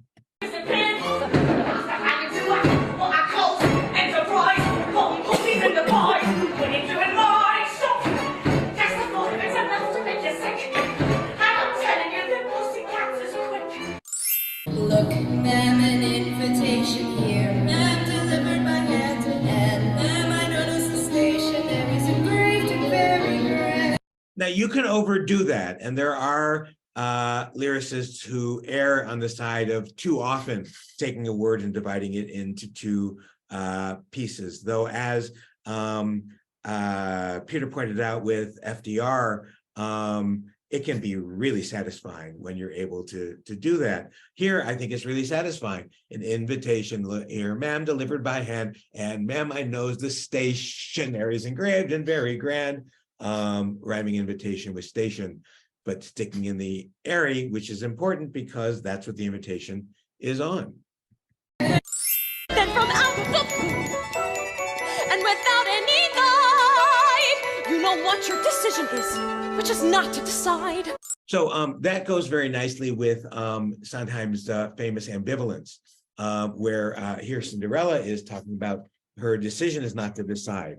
And we learn about how the way she doesn't decide is by leaving her shoe and in the goo and all kinds of fun rhymes in this song. But this is the one I wanted to share with you, which is where she expresses her ambivalence by saying that her decision is not to decide. Which is not to decide. Was that a force? My fault, I fear. He has a merry-go-round. He has King Lear. Okay, so the reason that I included this is, first of all, the farce fault fear and me, merry-go-round me, the alliteration is worthy of note. But the main reason this is in here is I want to tell you something about Sondheim's lyrics, which is you really have to research them in order to really understand them. And we're not going to spend any time on this now. But looking at the lyric like this, you're going to have to ask, what is it about Desiree's life and that make her life a merry-go-round? And what is it about Frederick that makes him King Lear? And if you don't know enough about King Lear, you have to go and look it up. And sometimes Sondheim gives us lyrics that require us to look things up and figure out exactly what the references to. We've no time to sit and dither. Waller withers, wither. Okay, another one that is just stunningly brilliant. Withers, wither. Now, withers are a part of a cow. And they're withering, and they're withering with her. So here we have a noun and a verb, and with is a conjunction. No, with is a preposition, and her is a pronoun. So you have 4 parts of speech shoved together. You've got while withers, you've got dither with her. It's just such a tightly wound, heavy punch lyric that I just love.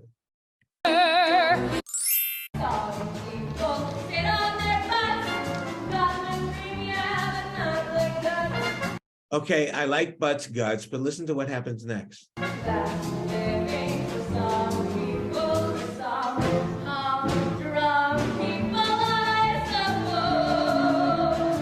So in the entire video, I use the phrasing that Sondheim uses in his books, Finishing the Hat and Look, I Made a Hat. So here in Gypsy, which is in Finishing the Hat, he writes it for some humdrum people, I suppose. So really emphasizing the rhyming between some and hum and drum. Notice there's also some in the beginning, in the first line, and then the third line, and then the fourth line, and then it rhymes with hum, drum, and of course suppose and rose.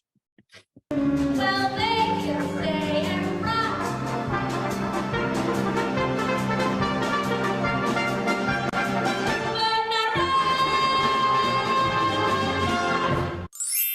One's impossible to this community.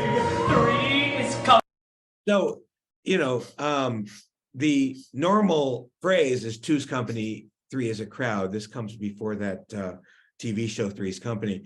And yet in the version in the musical company, it's one's impossible, two is jury, three is company, which we later find out in Side by Side isn't really true, that Bobby really is on the outside. But at this point in the song, it's three is company, safe and cheery. company, safe and cheery.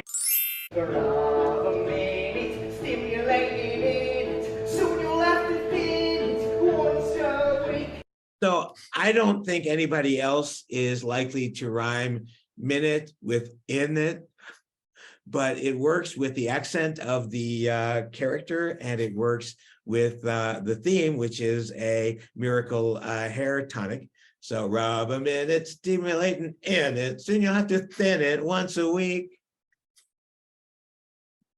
There's not a tune you can hum. There's not a tune to go bum bum bum de dum. You need a tune to go bum bum bum de dum. Give me a melody. So the irony of here is, of course, that they're complaining that they don't have a tune you can hum, but in doing so, Sondheim gives us a tune you can hum. Why can't you throw them a crumb? What's wrong with letting them tap their toes a bit?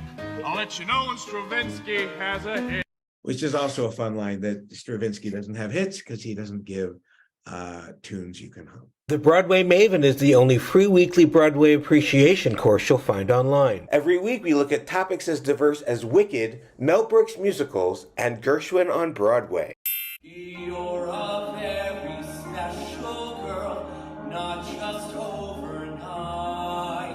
No, you're a very special girl, and not because you're bright.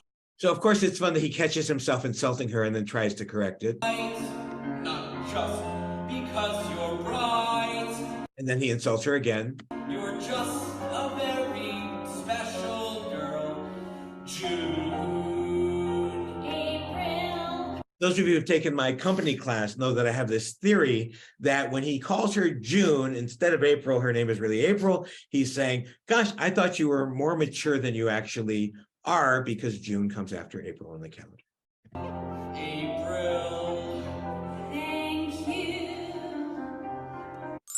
Saw all of a sudden how things were run. Said time's a wasting, it's 1901. Which is fun because it's not 1901, it's 1901, which I don't know, it has a early 19th century sound to it, even if it isn't authentic. I love that phrase. And you'll hear in the USA, you can work your way to the head of the line. At first I heard that and I just thought it referred to getting ahead in life, until I realized that no, that's how Czolgosz killed McKinley, as he stood in line at the Pan American Exposition in Buffalo, and he got to the head of the line and he shot the president. Some men have everything and some have none, so rise and shine. In the USA, you can work your way to the head of the line. Do whatever I tell. Mama, you would. Mama, he makes things. Mama, they're good. This is Mary Ann's favorite lyrics are from Children and Art. And I really like it because it's about what gets left over when we're gone. And Sondheim has said on many occasions that he wished that he had had children. And so what did he leave us? He left us his art. And that's the wonderful legacy that we have. Sunday Park with George is said to be his most personal show. And he's talking about about creation of art and what you leave behind. Just as you said from the start, children and art. Everything goes to America. Anyone goes in America. Nobody goes in America. Puerto Rico's in America. Okay, so the rhyme here is not goes, hellos, knows, and recos. It really is goes to America, hellos in America, knows in America, and recos in America. It really is the whole phrase is the rhyme. But most importantly, Puerto Rico is in America. And you often will hear people talk about this show and say, well, the Puerto Ricans do this and the Americans do that. And that's just wrong because the Puerto Ricans are Americans.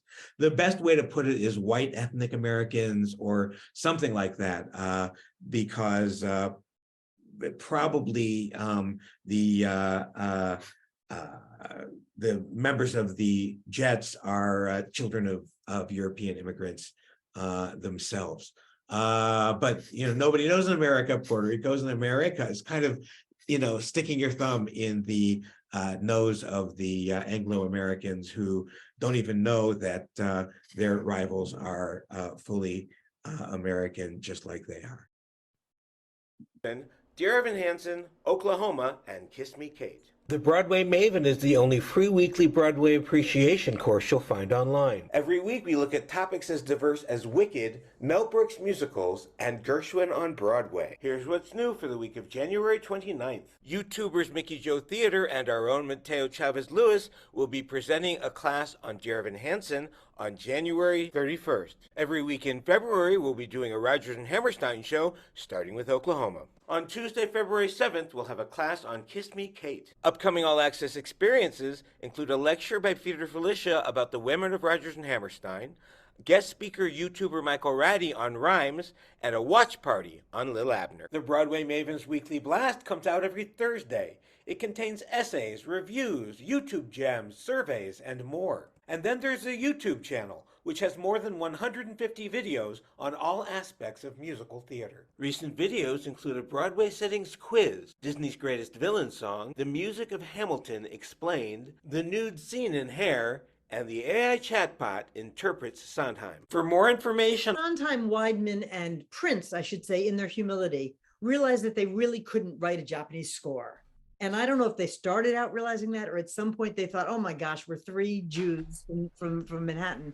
And so what they did was they came up with a conceit.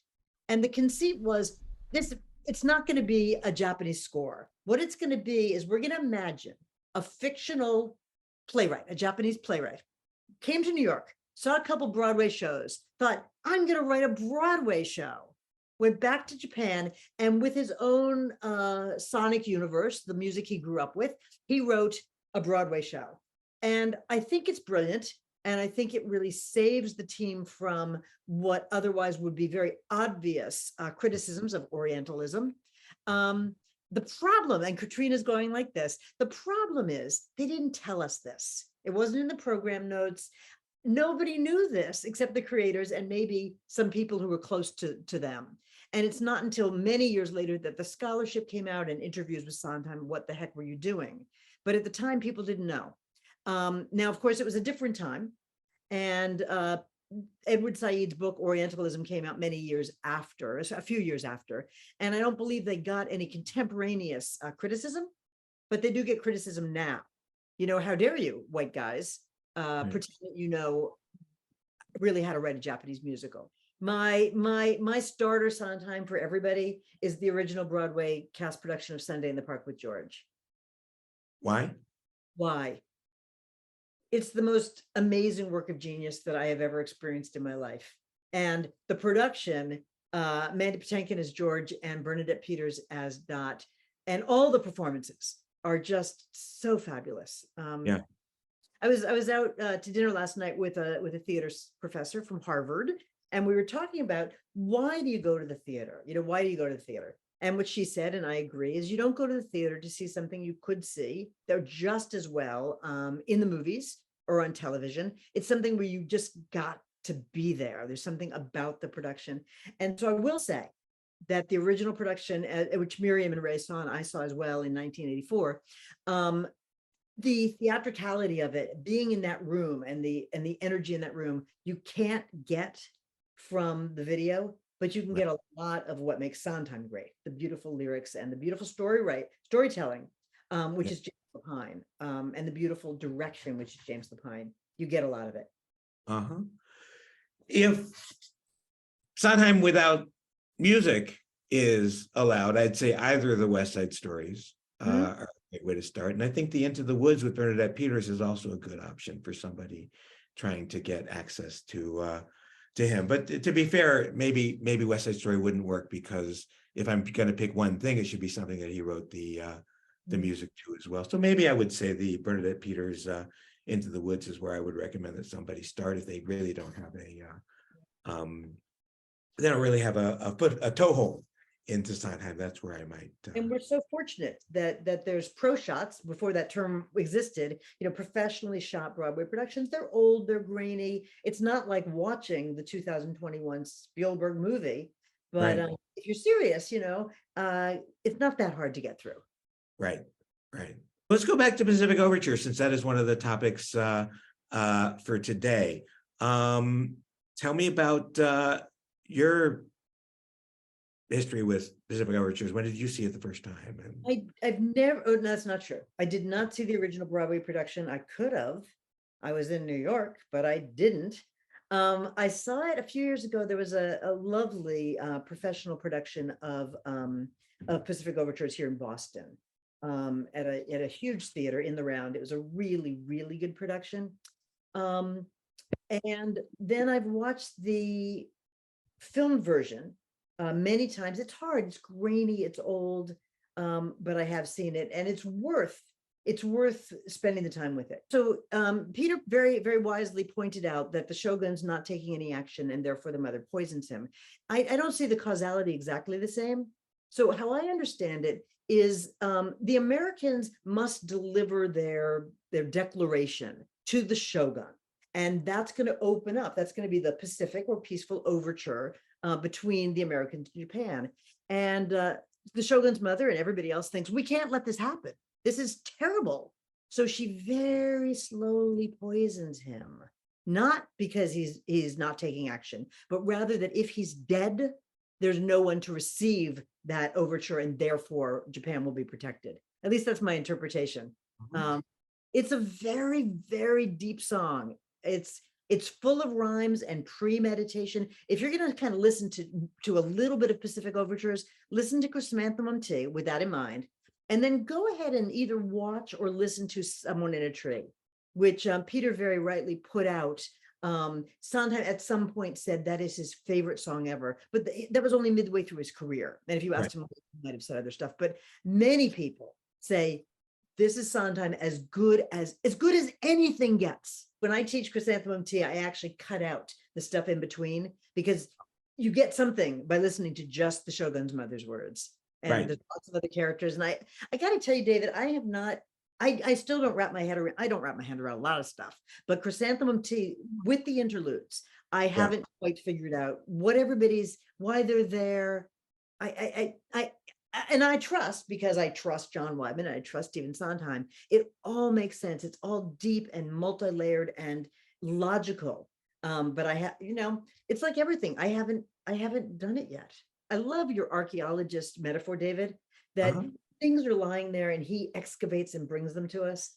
I use that as sort of a similar metaphor. And I got this while I was watching a video that Mateo had made for you that was later posted, that there is a river of gold underneath all of Sondheim's work, and it's my job to find that. And in other words, I don't have to like it, but I believe that nothing doesn't have layers and meaning and depth and beauty. Puzzles and games in Sweeney Todd. That's the first thing.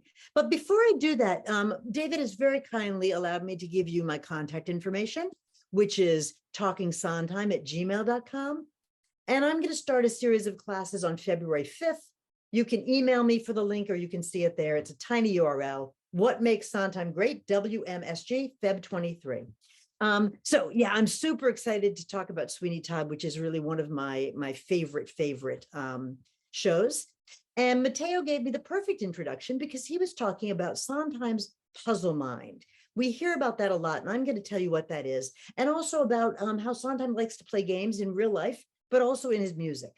And the ways that Sondheim dispels information in his plots and through his music reflect this lifelong interest in puzzles, games, and mysteries. Meryl Seacrest, his biographer, psychologizes that Sondheim's interest in puzzles can be traced to his parents' divorce when he was just 10 years old, when he says, in his words, nothing made sense anymore. And he did an interview in 2005 in which he said that art in itself is an attempt to bring order out of chaos. And certainly puzzles are too. The nice thing about doing a crossword puzzle is there's a solution. I also like murder mysteries for the same reason, where it's all going to be neatly wound up at the end and everything's going to make logical sense. It's a defense against chaos. And that's what we're going to talk about with Sweeney Todd. You can see there's some antique puzzles in the background of Sondheim's house. He collected them as a young person, and he was known for giving these murder mystery games where he said he wanted people to experience a certain amount of terror in real life. These were parties at his apartment. The writer, Peter Shaffer, introduced his brother, Anthony Shaffer, to these parties, which later inspired Anthony Shaffer to write Sleuth. The character played by Laurence Olivier is thought to be based on Sondheim. As a matter of fact, one day Sir Lawrence visited Sondheim backstage at a show and said, "It's very nice to meet you. I've been playing you." And the producer, Martin Gottlieb, took to calling Sleuth Who's Afraid of Stephen Sondheim. So as many of us know, in 1968 and 69, Sondheim produced 42 cryptic crossword puzzles. These are very, very difficult puzzles in the British variety. And of course, we know his play Getting Away from Murder and The Last of Sheila, all of which add up to Sweeney Todd. And I'm going to show you how that works. So let's talk a little bit, the very, very, very brief plot summary. So it's set in the late 1700s, and the basic plot is that Sweeney Todd, under a different name, is a barber. He has a beautiful wife named Lucy. Listen carefully, a beautiful wife named Lucy. This is very important. And there's a judge, a bad guy named Judge Turpin, who wants Lucy for himself and therefore trumps up charges against Sweeney, sends him off to a penal colony. And he takes Lucy, he rapes her. She drinks poison. She doesn't die, but she goes crazy. Listen to that. She doesn't die, but she goes crazy. Very important. Sweeney comes back. He doesn't know what's happened. He doesn't know any of this. He gets rescued by a young sailor named Anthony. He comes back. He's assuming that his wife's dead. And he finds out what happened, and he says he's going to murder Judge Turpin. And having been thwarted at his plot to murder Turpin, he decides, well, what the hell? I'm just going to kill everybody. And that's what he does, along with a co-conspirator. You see her in the cartoon, Mrs. Lovett. And they bake the bodies into meat pies, and the once floundering business is now flourishing. And they all lived happily ever after, which is not true. Everybody dies. So in Sweeney Todd, Sondheim created a very complicated puzzle of a mystery. Now you can think of the score, the whole score of Sweeney, as being one big puzzle. For example, Sweeney uses, Mateo was talking about musical motifs that Sondheim got into in his later work. Well, he's starting to play with that here in Sweeney as well, so that every character is associated with a bit of music. Similar, for those of you who may know the children's symphony, Peter and the Wolf, every character in Sweeney has some music that accompanies him or her. And Sondheim said, even back then, I'm very much a leitmotif man. I really like the notion that an audience will register certain tunes or rhythmic ideas, or even harmonies with given characters. He says there's nothing in the score that's not reused at least once. So let's listen to him talk about this a little bit. You said someplace in one of the books that, in a sense, you don't entirely believe in the myth of the unified score in the musical theater. Well, first of all, it can't. You can't get a unified score because there's dialogue in between. Mm-hmm. Operas have no dialogue, and so they can be conceived in the, like Wozzeck, in one long idea. The idea of the long line in music. That goes from the first movement to the holds the whole thing together. Right. Because your problem is You got a 35-minute piece. How do you hold it together so it isn't just an add-a-pearl? So it's just tune, tune, tune, tune, tune, tune, tune, tune. Well, you do it with a structure. And I do that with long songs. I still do it.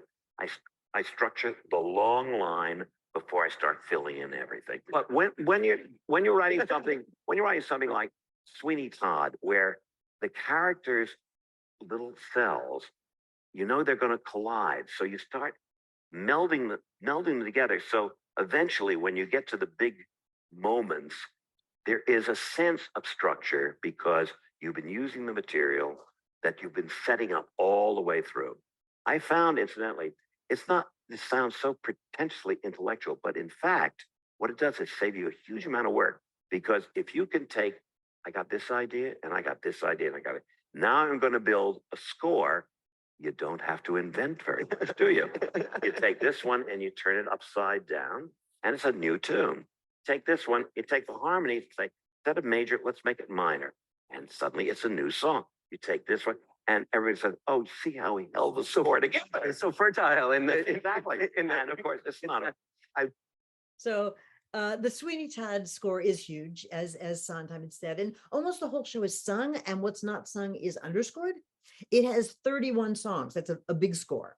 And this constant music is in part a device that Sondheim is using to keep us on the edge of our seats. It functions like the score of like a Hitchcock film, heightening tension and suspense. So major spoiler alert, I've already done it, but I'm going to do it again. For those of you who saw Sweeney, when you first saw it, were you in shock when after Sweeney slits the beggar woman's throat, he realizes that it's his wife, Lucy? I was in shock about this when I saw it the first time, and I was shocked again when I saw it the second time. For those of us who, though, can really listen to a score very carefully, we shouldn't have been that surprised, because Sondheim is dropping clues all throughout the show. He drops at least 3 clues of this. So I want to look at these clues one by one. Clue number 1, it's in the beggar woman's words. Remember, the beggar woman's Lucy, right? He doesn't know it, but she is. And so I want to listen to this, just listening to the lyrics right now. So this song comes right after the prologue. When Sweeney comes back, there's Anthony, the kind sailor who's rescued him. It's the first real song called No Place Like London. Let's listen to it. So what's happening is Anthony's talking about the beauties of London, where Sweeney's talking about the pain that London has caused him. So listen to the beggar women's words. What is secret narrative information are contained in those lyrics? Don't I know you, mister? She thinks she knows him because she does, because in fact, she's his wife, right? So sometimes giving that to us right away. But he drops 2 additional clues, big old clues in the music, each one in that bifurcated tune. So we've got the arms, arms for the miserable woman. And then we've got this vulgar little tune where she's flirting with the sailor. How'd you like a little jig, jig a little? And so you listen to this, listen to these 2 tunes. So it cracks me up when Sondheim says that he likes to repurpose musical material because it saves him, what he said, in the interview, a huge amount of work. Because clearly Sondheim's puzzle mind is functioning at a very, very sophisticated level here in the specific ways that he repurposes these 2 themes. It's not just work saving, he's using them to tell a story. So let's look first at that vulgar how'd you like theme. So there's the beggar woman, Sweeney's wife, Lucy, and she sings this tune, ba ba da ba da ba da ba, every time she comes on stage. And we hear it one other time when Mrs. Lovett tells Sweeney what had happened to Lucy, that the judge tricked her to come to a party where she was raped. In a flashback, we're going to hear this in a minute, the tune is repurposed as a little minuet to which the revelers are dancing right before actually this violent deed. I think only the most astute theater goers can pick this up, or perhaps when you listen to the score over and over and over again. Listen to this. You got that? That's the same tune? Da, da, da, da, da, da, da. All right, just slower the second time. So a question, and you can put it in the chat, which unfortunately I can't monitor while I'm screen sharing, is why? Why would the beggar's woman theme, why would she sing these crude sexual lyrics to the same tune that was playing when the most horrible thing that could have ever happened to her? Perhaps she's having a PTSD flashback. Perhaps she is over-sexualizing her entire mad, crazy, poisoned, infused brain with this re-experience of her trauma. Perhaps. I haven't been able to ask Mr. Sondheim, but perhaps. And there's another thing that it gets even better, actually, because there's yet another clue. And this is clue number 3. And it's contained in that Alms theme. But in order to hear it, we need to listen to a little bit of Sweeney's tune, Epiphany. Now, this is probably the most important tune in the whole show. This is when, at the end of Act 1, Sweeney's about to slit the throat of Judge Turpin, but Turpin gets away. And he then goes mad and decides he's just going to kill everybody. And at the climax of this scene, you can hear this little theme that's happening. And this is the 3rd clue that the beggar woman is Lucy. So this is just 30 seconds of the masterful George Hearn, who replaced the original Sweeney Len Cariou on Broadway. So did you hear that? And my Lucy lies in ashes, arms for a miserable woman. It's just another clue that Sondheim's giving us that the two are one and the same. I think that's gorgeous and brilliant and beautiful. And there's lots more. I'll tell you more about Sweeney if you take my class, or David will have me back and we'll talk more about Sweeney. But that's what I wanted to say about Sweeney. So Sunday in the Park with George, probably my favorite Sondheim show, probably my favorite show of all types. The opening of Sondheim and the Pines' Pulitzer Prize-winning musical, Sunday in the Park with George, presents us with the painter George Seurat. But he's George. He's a fictionalized version of that French pointillist painter who actually lived. And he's creating his masterpiece. And you probably all know this, Sunday afternoon on the Isle of Grand Jatte. And when the show opens, his mistress, Dot, is posing for him. So what I want to talk about with Sunday is how Sondheim functions as a playwright in song. What does it mean to say that he's a playwright in song? People say this all the time. I want to explore this in some detail. Writing in American theater, Rob Winter-Kemp says, Sondheim has peers in the conventional sense. He's a member of the post-Rodgers and Hammerstein generational cohort that includes fellow musical theater makers, such as John Cantor and Fred Ebb, Cabaret. But in another sense, his true peers, it seems increasingly clear, may be non-musical contemporaries such as Edward Albee and John Guare and Harold Prince and Carol Churchill. And this is why, he says, his great contribution to the American musical is paradoxically not likely to be in the arena of music or lyrics, but it's instead the way he carried the form forward. We can debate that, but I think it's really something to grapple with and to respect. Writing in the New York Times, Jesse Green wonders, having long taken for granted that he is the greatest composer lyricist in the United States has produced, we can perhaps now notice that he's also an artist to place in line with America's foundational 20th century playwrights. In years to come, critics will have trouble understanding how our time put Sondheim in one basket and put Tennessee Williams, Arthur Miller, August Wilson, and Edward Albee in another. And yet, Sondheim, since he doesn't write the characters in his musicals, he's got book writers for that, right? He says, I don't really think like a playwright. I really think like a playwright who writes songs. A lot has to do with sitting with the book writer and getting an idea of how a scene could be musicalized so that by the time I get to writing it, it's already been plotted to some extent. Sondheim really liked to get his book writers, his librettists, to get a step ahead of him or several steps so he could imitate the diction and the style. So he usually asks his collaborators to overwrite so that he could then raid the script for lyrics. And this working method results in shows where the book and the song really feel like one seamless whole. That's another delight, I think, of a Sondheim show. So when they were working on Sunday in the Park with George, Lapine would approach a moment that they knew could eventually be a song and write these long stream of consciousness monologues and then give them to Sondheim for inspiration. So this is a picture of the, you don't have to read it, I'll read it to you. This is the monologue that Sondheim eventually rated. And this is for Dot, the mistress who's posing. We saw her circled in the painting. First, a dribble of sweat from the back of the head, slowly down the spine, tickling. Sunday in church, having to sit still on rock-hard pews, the right foot tingling, fitted out in a scratchy dress, sitting on a rock-hard pew. Hated clothes then, hate them now. Sexily, I don't know how you do sexily. She says, shit. Another dribble of sweat, maybe that's the sexy part. Under the arm, slowly down the side, titillating. Look calm, don't give in. Show George the perfect model. Show George who can sketch moving monkeys but not moving girlfriends. The right foot is gone, dead weight. The fun is waking it up. God, I am so hot. A line that Sondheim would use later. George, the monkeys and who? Don't make a move, .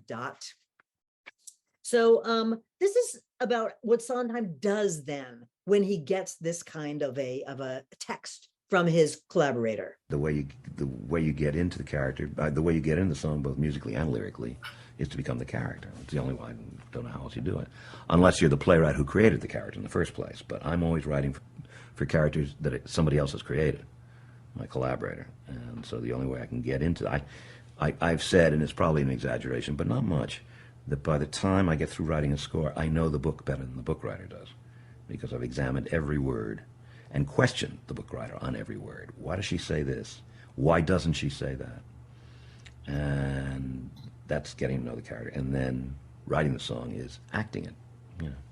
So I can start ad-libbing. It's exactly like improvisatory acting. So here's the character Blanche.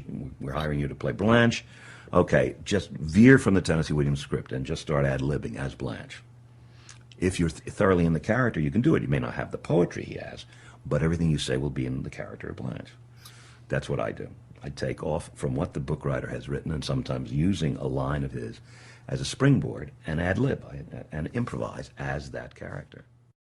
So that's what's going to be fun to look at here. So just as a playwright would use, he or she would convey exposition, right?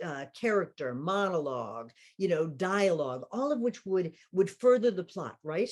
Sometimes songs actually there's a lot of information in his songs. So what I'd like to do is I want to play you all of the opening number. It's a long piece. It's a beautiful piece, but I want you to do some work as you watch it. Perhaps you've seen this before. And here's the work.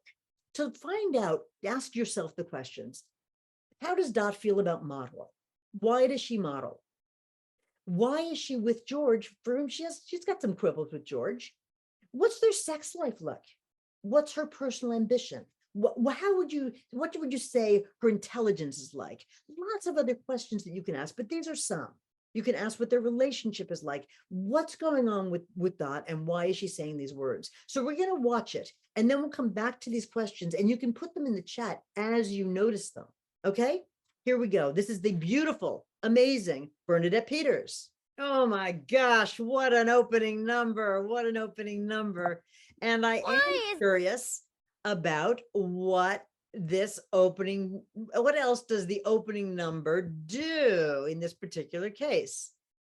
So I'm wondering about character and exposition and narrative and plot and style.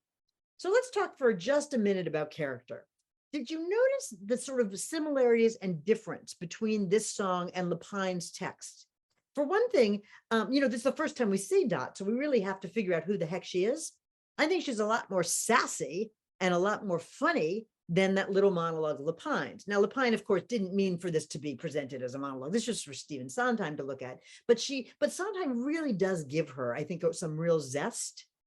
And in terms of expedition and narrative, what the audience needs to know, what's the information that's happening off stage that you actually need to know. For example, it's summer and it's hot outside and she's jealous. She's wondering what George is doing, perhaps with another woman at the zoo. That was something that Lepine had suggested in his little monologue. You find out that they live together, that where they live is, where they are now is a half an hour from the city. So they had to take a ferry to get over there. Clearly, they're sleeping together. And clearly the sex is pretty good. I think that's something George is pretty good at. And we also get from this opening number, both from the words, but also from the staging, Lepine's staging, that she's very much in love with George, right? In terms of the plot, well, he's trying to train her to be a model. She brings up the monkeys as a topic for a fight because clearly there's some tension in the relationship. She's trying to impress him with her concentration because clearly he doesn't respect her. He exerts power over her. She gets fed up. I don't think this is the first time she's ever flipped him off. So that's what's going on in the relationship, right? And in terms of style, this does what all good opening numbers do. You're supposed to tell the audience what they can expect in the first 10 minutes, says Sondheim. Well, clearly we're not in realism. Some weird things are going to happen. Dresses don't just open like that. And by introducing this unrealistic element, that's magical dress, we know something about the world we're going to visit. And in fact, as we visit this world, characters and paintings come alive and they speak and all kinds of unrealistic things happen. And the audience gets that from this very opening number. There's a lot more going on in this song, not to mention the heavy playwriting tasks that Sondheim takes on in the rest of the show. It's just a brilliant, brilliant example of how he functions as a playwright in song. And let's keep that phrase in mind, a playwright in song, as we move on to Into the Woods. So we're gonna, with no transition whatsoever, I'm not gonna leave the meeting, so Into the Woods. I'm very excited to tell you about Into the Woods and how Sondheim functions as a playwright in song, both in words and music. And that's something we didn't get into last time. But here in Into the Woods, it'll be both.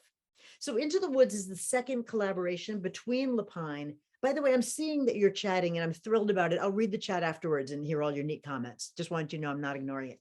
Okay, so the second collaboration between Lapine and Sondheim. James Lapine told the New York Times, Sondheim thought it might be fun to try something based on fairy tale or a quest adventure. So Lapine's original intent, he said, was to tell one long made up story, to make up their own characters that's sort of in a fairy tale mode. They wanted their own atmosphere, their own settings, their own characters, but they really worked at it and it just wasn't happening. So eventually, what Lapine suggested was that they take some old fairy tales, European fairy tales, and explore ways that they might be woven into a single story. And at that point, Lapine was interested in Carl Jung's theory of the collective unconscious. And he used as his source material the Grimm's fairy tales, which, as you may know, these are not fun. These are really not something that we want our kids to know. They're very, very painful and scary, and they're gruesome. Rick Pender, writing in his Sondheim Encyclopedia, says, Lapine's book remained remarkably faithful to his sources. He transformed the Grimm's tales without violating their spirit. Sondheim, on the other hand, is typically more interested in movies than he is in literature. And so one of his sources was the film version of The Wizard of Oz. He appreciates Yip Harburg's lyrics and Harold Arlen's score because the songs both move the plot forward, but they're also, in his words, great standalone songs as well. And Sondheim says that in every one of his scores, there's a Harold Arlen score. Not, of course, that he steals, as Mateo is saying. He's not plagiarizing. He's giving homage. He's doing a pastiche, a tip of the hat to Harold Arlen. And so it's fun for those of us who love this stuff to try to figure out what is the Harold Arlen song in each of the scores, because Sondheim doesn't always say so. And my theory is that it's the title song. So watch this and tell me if you like my theory or not. Maybe that's the Harold Arlen song. I think it is. But at any rate, they had their show. Lapine's libretto, an homage to the Grimm's brothers, and Sondheim's an homage to The Wizard of Oz, the movie version, compatible as were the creators. And we actually see this dynamic time and time again in Sondheim's collaborations. Musicologist Ashley Pribble coined a term for it in her dissertation. She calls it collaborative antagonism. And she claims, and I agree, that by working at cross purposes but genially makes for shows that are deeper. They're more complex and more deeply layered than they might have been had the collaborators been on exactly the same page. Sondheim and Lapine, though, were on the same page for sure when it came to the theme, the feel, the moral of Into the Woods, which we're going to talk about in a second. By the way, I call it James Lapine's libretto because that's technically correct. But when talking about librettists for Sondheim shows, you have to bear in mind these very close collaborations that result in both book and score. Sondheim was a collaborative creature, and the seamless meshing of book and score was always his goal. And the one that he achieved, I think, with a very, very high level of competence.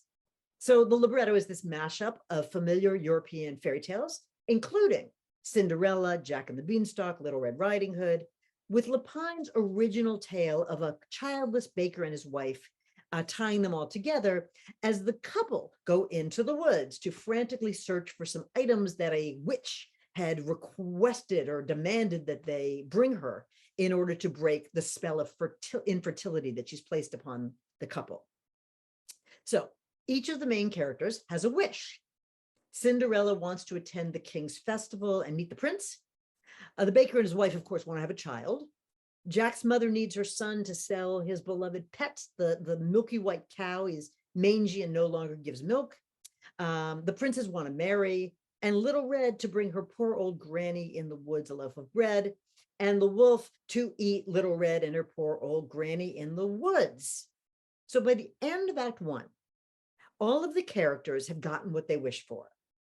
And in the second act, they have to come to terms with the consequences of their actions. As Sondheim put it, the first act deals with happily ever after. And the second act begins with, the first act deals with happily, and the second act begins with happily, with ever after. Did you get that? Happily, act 2, ever after.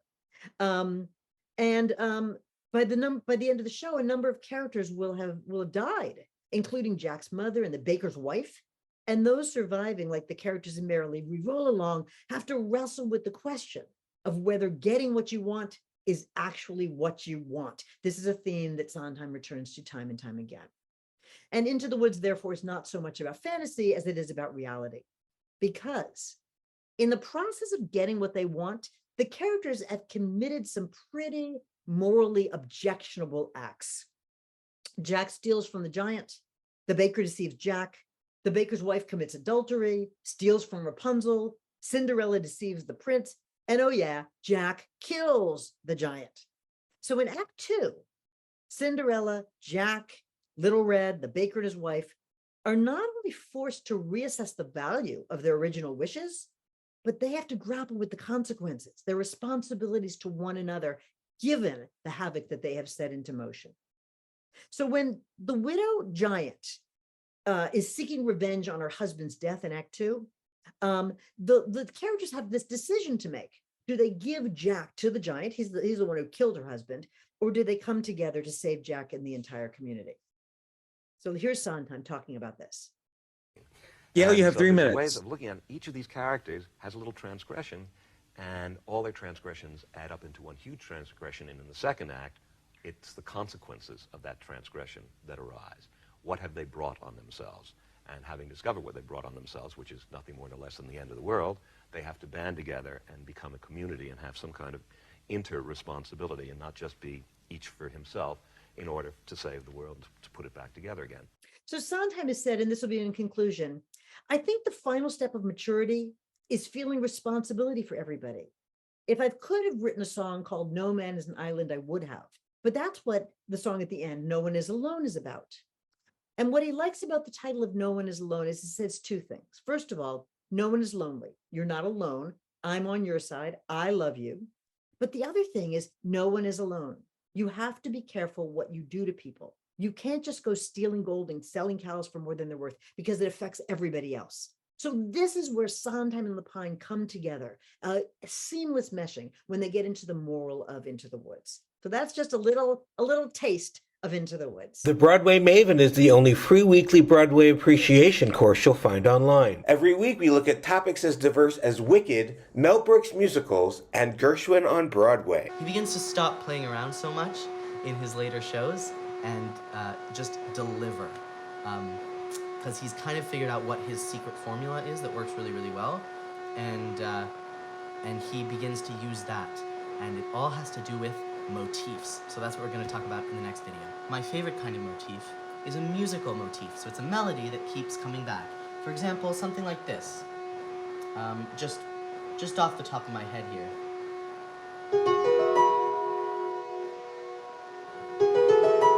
Something like that.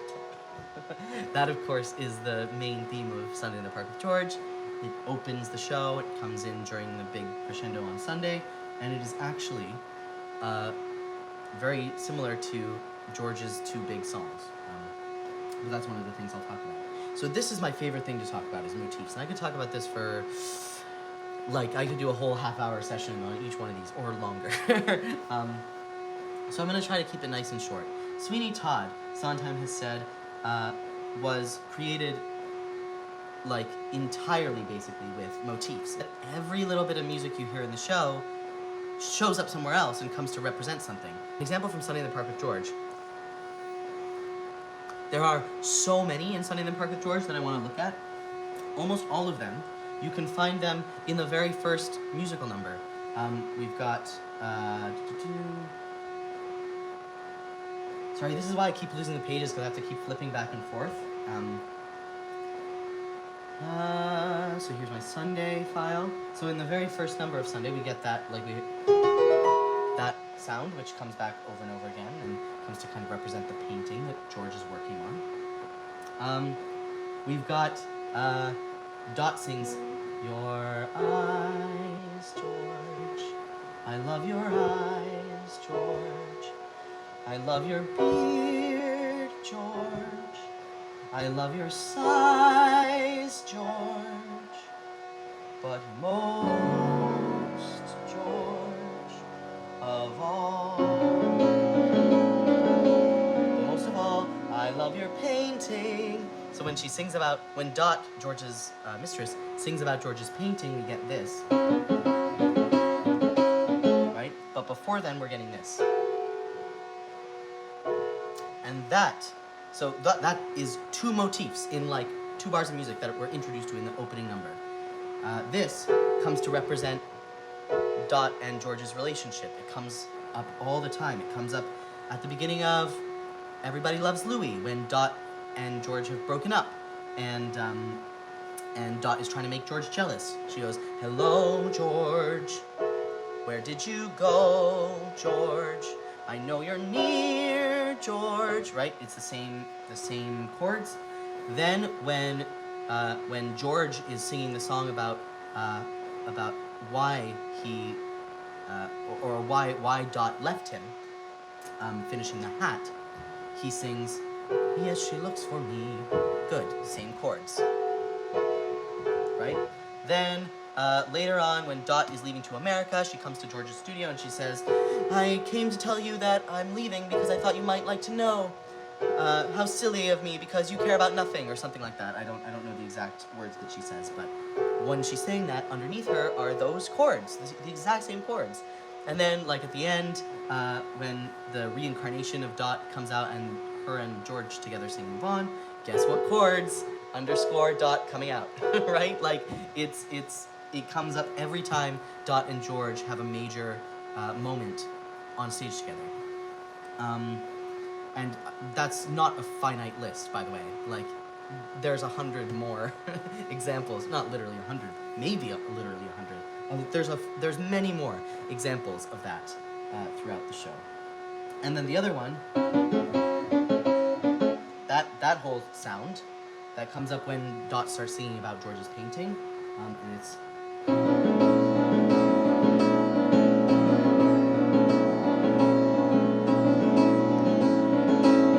That comes up, that sound is under "Finishing the Hat," which is the song that George sings about painting and why Dot left him and everything.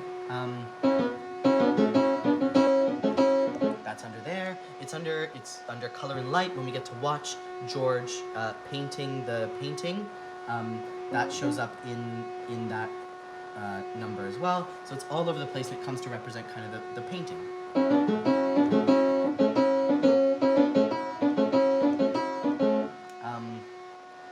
And there's 100 more too. The last thing I want to look at is like the central character of the show is George.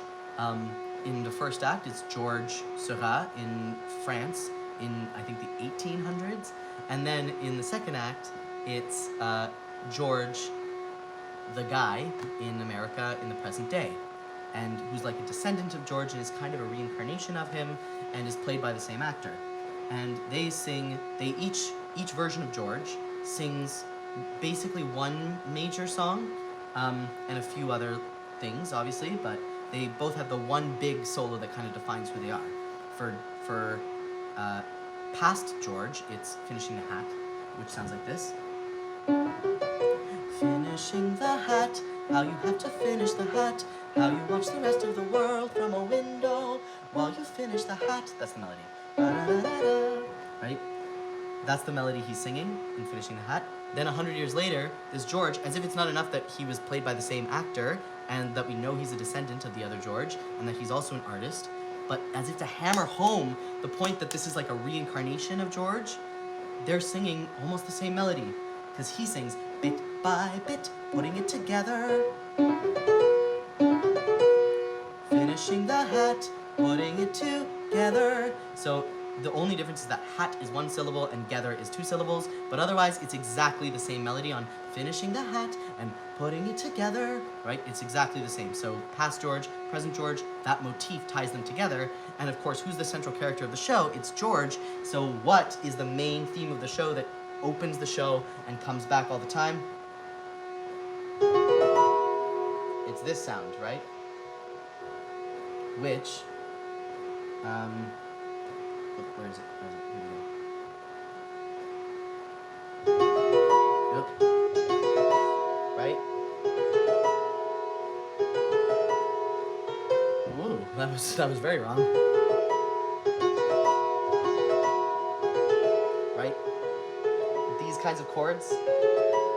And then listen to the when the full orchestra comes in. Something like that. The idea is that's the melody. Now, does that sound like anything we've heard? It's just the melody of putting it together / finishing the hat, but without this note. If you just take out that note, and so instead of putting it, it's just putting it, or whatever. It's the same melody. So like, here's the character George, he's singing a song, this is the melody. Here's the reincarnation of him, he's singing the same melody, and what's the central character of the show? That's the melody we're gonna repeat over and over and over. So there's like a million examples of that. And then the painting obviously has this, and that shows up every time, and those chords show up every time that George and Dot are together. And so in the end, Sondheim's not really writing songs for this musical. He's coming up with little blocks of like, okay, this represents painting, this represents George and Dot, and then he's looking at every scene that he has to write for, every scene he has to write music for, and he goes, all right, well, George is painting in this scene, so I think I'll use the painting motif, and then George and Dot are together in this scene, so I think I'll also use the George and Dot motif, and there you go, I just wrote Color and Light. You know, like, that's all it is he's just taking bits and pieces of motifs and putting them together. Ironically, because that is a song in the show. And lastly, very quickly, I want to talk about Into the Woods because obviously this is very well known. So I'm sure 90% of you who have been to the Broadway Maven before, especially who have taken our class on Into the Woods, and most of you will know about this. And if you have never taken a Broadway Maven class before, welcome. Won't you join us again? You're gonna have your mind blown because Into the Woods, the plot revolves basically around these 5 beans that kind of get lost.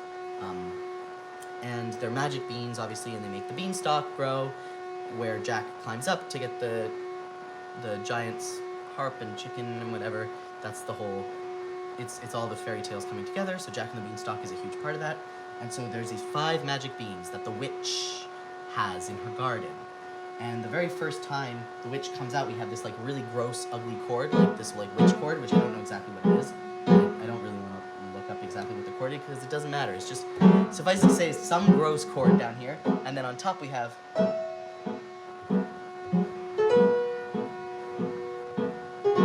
those 5 notes. 1, 2, 3, 4, 5. Those 5 notes. And those 5 notes form the bean motif, which is like everywhere in this show. When Jack is singing about how he went up the beanstalk, he sings to the bean motif because he climbed the beanstalk. So it's all related, right? He sings, when you're way up high and you look below at the world you've left and the thing you know, little more than a glance is enough to show you just how small you are. When you're way up high and you look below at the world you thought, right? Those 5 notes. 1, 1, 2, 3, 4, 5. When the characters are handing off beans to each other, we hear those 5 notes. And then when the oh no, oh no, oh no. I forgot what the other one was that I was going to talk about. There's so many. Oh, Rapunzel. When we hear Rapunzel singing her melody, Rapunzel, who was kind of adopted and brought up by the witch, who raised the beans, Rapunzel sings, right? Those 5 notes. So, like, it's everywhere in the whole show. And it's like, yeah, of course it's everywhere in the whole show, because that's what the plot of the whole show revolves around. Is 5 beans, basically, and so we have 5 notes that represent the beans, and they're everywhere throughout the show. And then at the end of the show, they sing in No One Is Alone, they sing People Make Mistakes, and they sing it like this. People make mistakes, people make mistakes. And that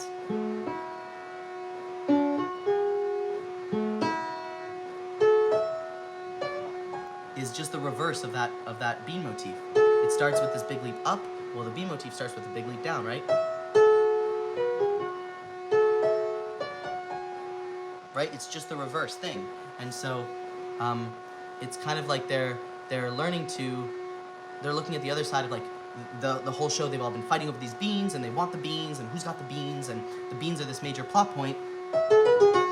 But then looking back on it, maybe they realize that they've made some mistakes and that maybe the beans aren't as important, and as their perspective shifts, they sing it in the opposite direction. So that is just the brilliance of Sondheim using motifs and weaving his scores all together. And that's something that you find in Sunday, Sweeney, and Into the Woods more than you find ever before in Sondheim's catalog. These scores are just built almost entirely off of this motif plus that motif equals a new song. And here's the Sondheim playlist.